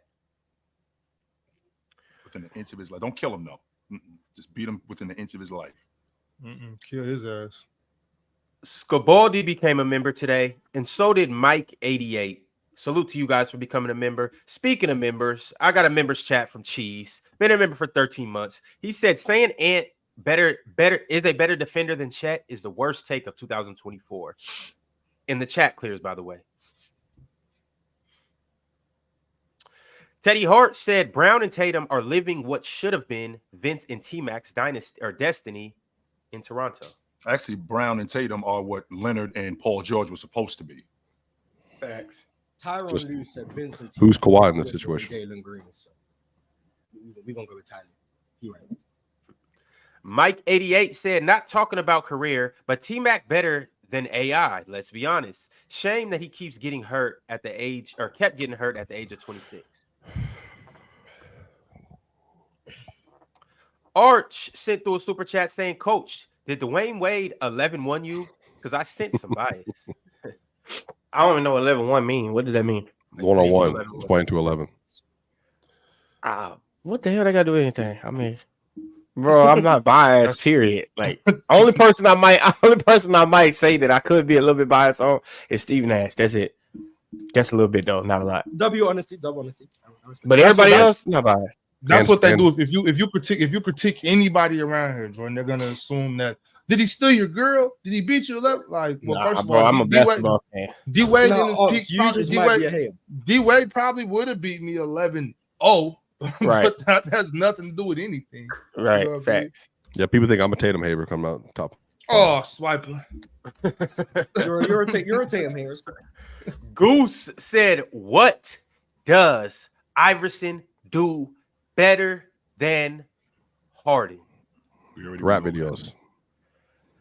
Yeah. He I think he's tougher mentally. You think Harden's tougher than Iverson? No. Other way. AI had like 30. Didn't he have like 30 surgeries in his career or something like that? Right, AI player hurt every game, bro. Yeah, AI playing hurt. 6 foot, 175, playing in the league with. I don't even know if he's 6. I don't even know if he's 6 feet. 5'11", 175, 45 minutes a game in the playoffs. Relentless. Yeah, I think he's tough. I got a members chat from a Hall of Famer. He goes by the name of Dorian Clayton. He said, "This is the reason I'm subscribed and a member of this channel. I love ball talk, the debates, the passion coming from each panelist. Dub show, great panelists. A+ host today. Who would have thought? Who better than PC? Nobody better than PC. Dub Dorian. Yeah, you're welcome.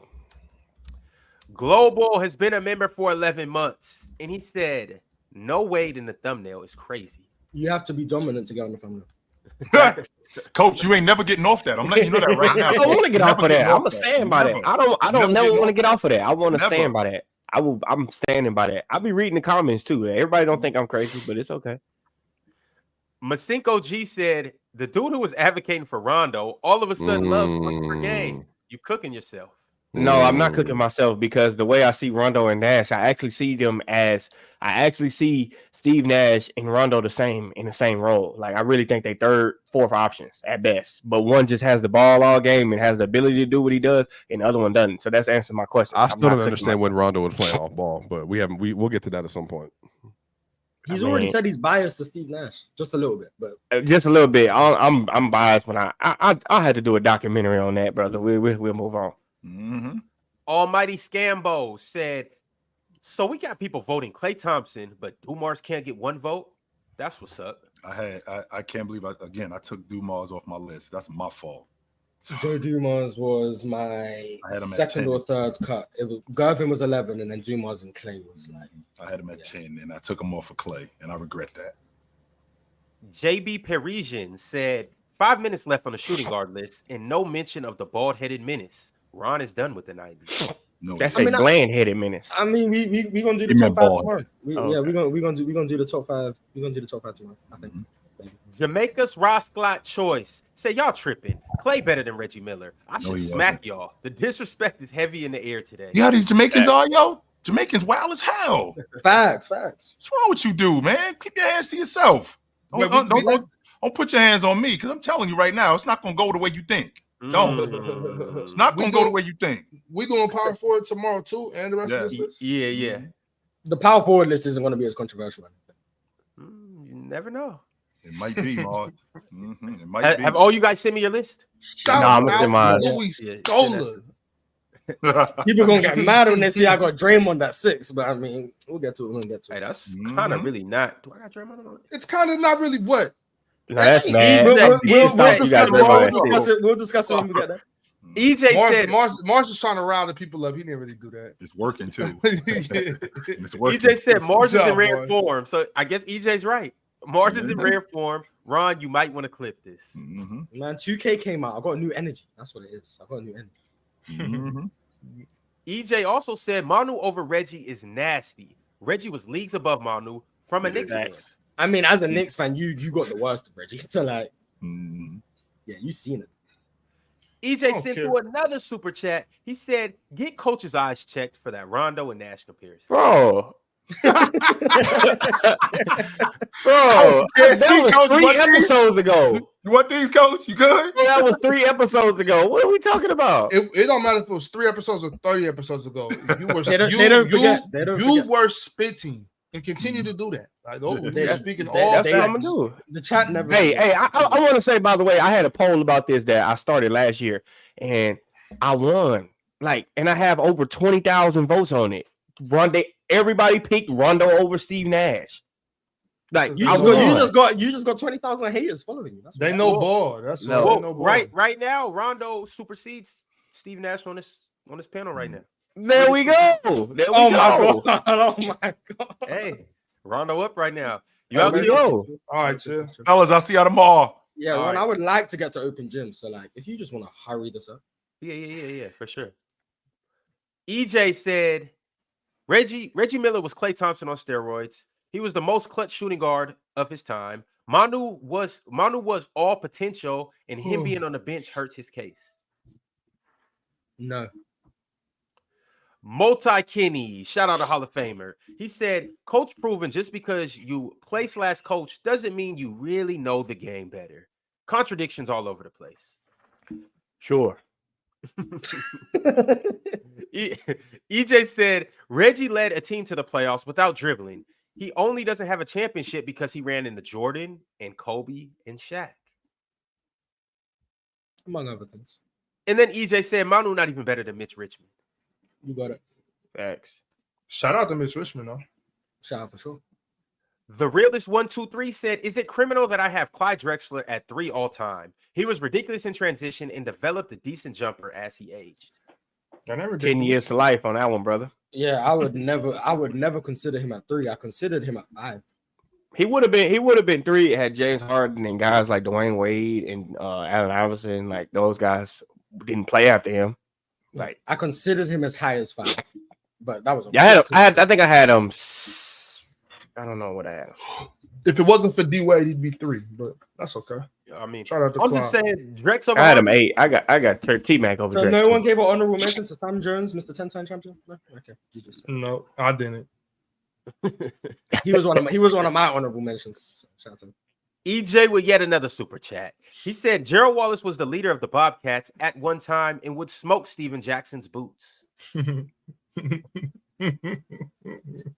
going, EJ. EJ said PC. Let's Swiper cook.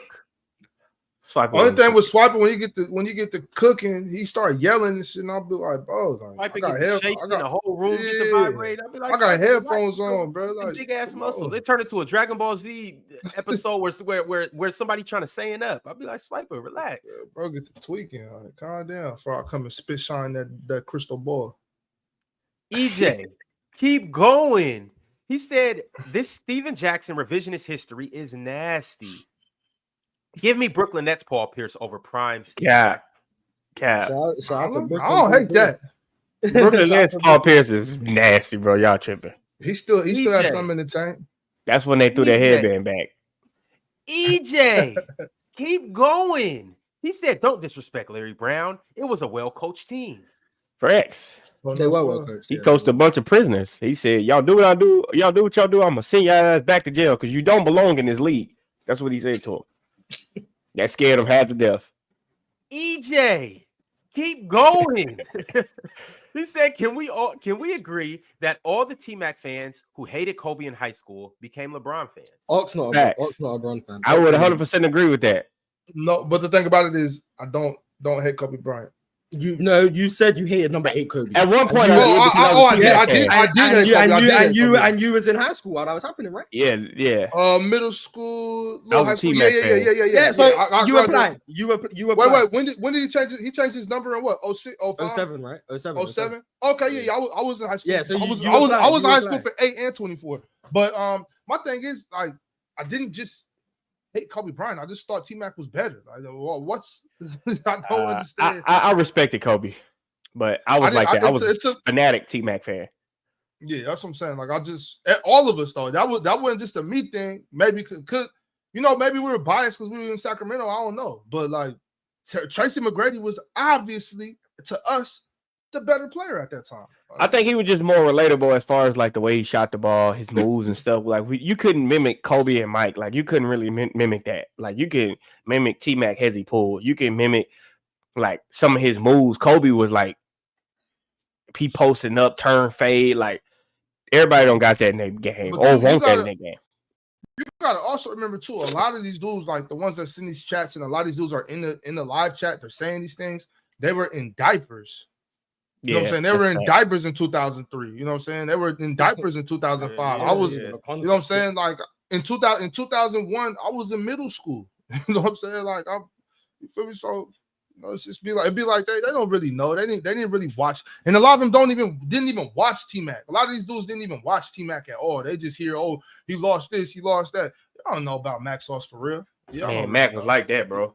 Tito El Bandito said most overrated and underrated draft class. Y'all got some?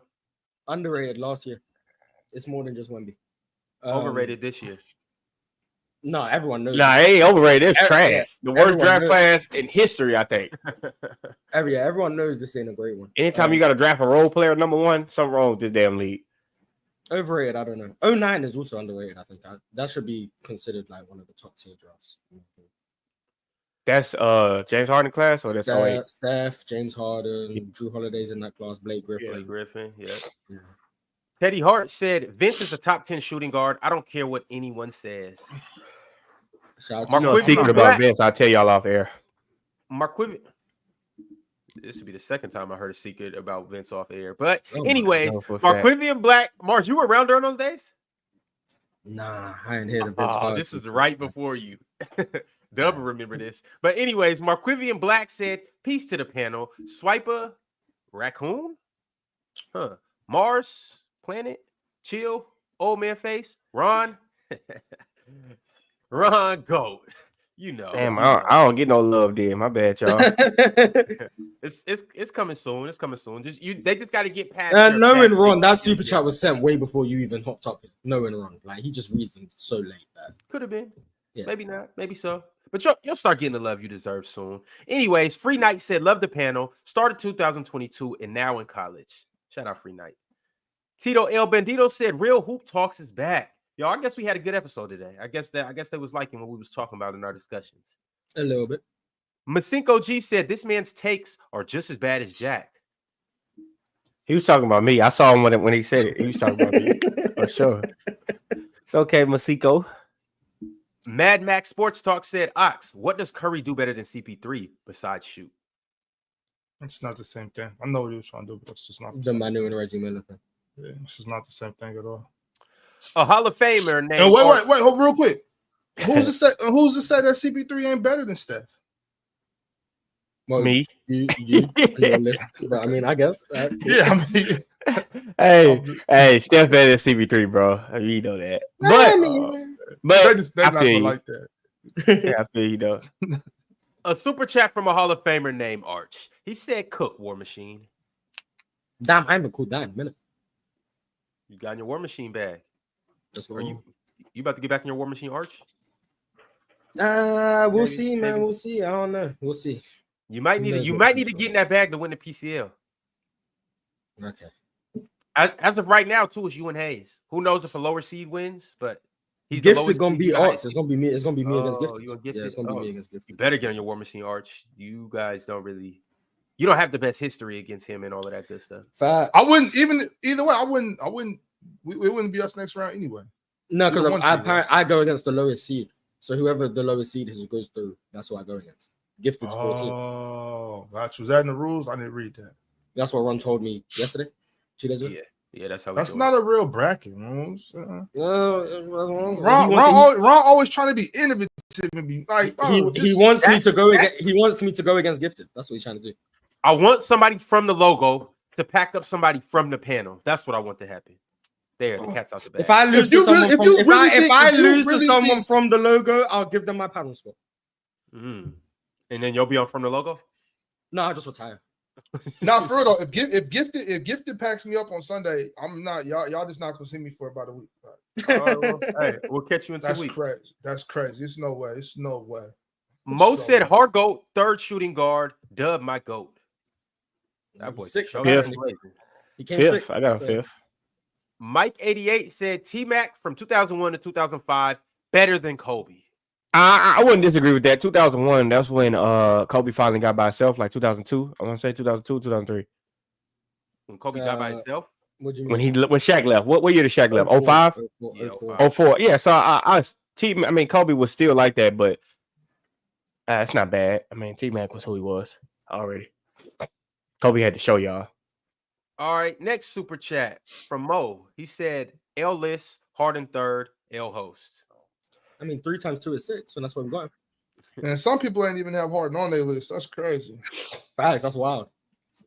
Paulo C. Media said 27 straight threes missed. Give me Clyde all day over James Harden. He ain't missed all of them. It wasn't James he missed them. First of all, hold on. And I got a theory because I'm Houston that I hate when people bring that game up because that was absolutely horrible officiating. But by the way, James Harden made 2 and 1 threes that they wiped off. Had they count them 2 threes, we don't talk about 27 missed threes. Why they waive them? because it was the worst officiating I've ever seen. No, but why did they say that? They said the foul was. It was on the floor, and it wasn't. They lying. I mean, we watched it on playback. We went through this. I've told them. I've given them the story. I counted. I went back and I watched it. It's 21 points worth of horrible calls, miss. Facts. It sounds to me like it's some bitter, sad Houston fans up here.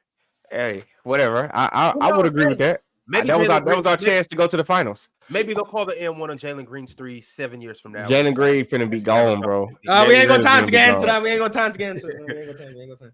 EJ said, it took Jordan to stop Clyde from winning a chip. Harden was a flop in the playoffs. This is nasty. Clyde all day. Talk to him, EJ. Clyde's won it. So Clyde ain't got no left hand. Y'all want to talk about somebody with no left hand? That's Clyde. No, I guess it took Joe Dumas to stop him. Keep going, EJ. He said Mars' face got me weak. I don't know why. Yo, EJ. I have that effect on people. Well, that was disgusting out of you, EJ. But keep going, EJ. EJ said, "Ron, move on. This is nasty. Is it payday or something? What the hell?" Keep going, EJ. He said, "This is nasty, like chocolate milk after a Big Mac." Good protein. That's nasty. Chocolate milk and Big Macs, even not together, but even separately. Like, don't that's do not that. a bad combo. I might. That's disgusting. Well, that's what they used to give us in school, bro. They give you a burger and then they give you chocolate milk after, and say go to class. Hey, it's still go crazy. It's been a long time. Culture Bandit said, "Ron, better hope I don't catch you lacking." L Ron, L trolling. Whoa. L eggplant in. I don't know. He might have said that. He might have said that after you said that you just go to the barbershop and tell her put the chair back. You said it. Yo, as a matter of fact, it's time to get up out of here, yo. Oh, that's crazy. No, we got a couple more. That would trip me out. That would trip me out, though. Man, that was wild, bro. I can't believe you said that, bro. Yeah, that was wild. I just closed my eyes. What? Goose said, Jordan, does efficiency matter when talking about scoring? Yeah, it's a criteria, though. It's always a criteria you got to meet. Cultured Sonder, you're not even a bandit no more. Cultured Saunders said, Ron, run the ad. Lee Mack said, Swiper channeling his Ticket energy. Hey, Jordan, do you know who Ticket is? Kevin Garnett. yeah, that's Ticket. For real? Yeah. Oh, man. That's the only Ticket I know. Chris Lewis said James Harden is way more versatile than AI. Great. All right, if you say so. It's been a good show. We will be back tomorrow. We'll talk about that top 5 for the shooting guards tomorrow, and then we'll also get into the power forwards list as well. So you guys show up. It's going to be a heavy hitting episode from beginning to end. And I hope you guys have a good night and get a good night of sleep. You guys in the chat, because we're in for a long episode tomorrow. But to have James Harden over Allen Houston is ridiculous. Okay, Allen Houston is crazy. Hey, I'll tell you about Vince Carter after. It looks like EJ is still going. He said, for context, Mars' face had me weak, pause, laughing when someone said AI was a better scorer than Kobe. There you go. Yeah, I'm talking about. I'll take Keith Bogans over James Harden.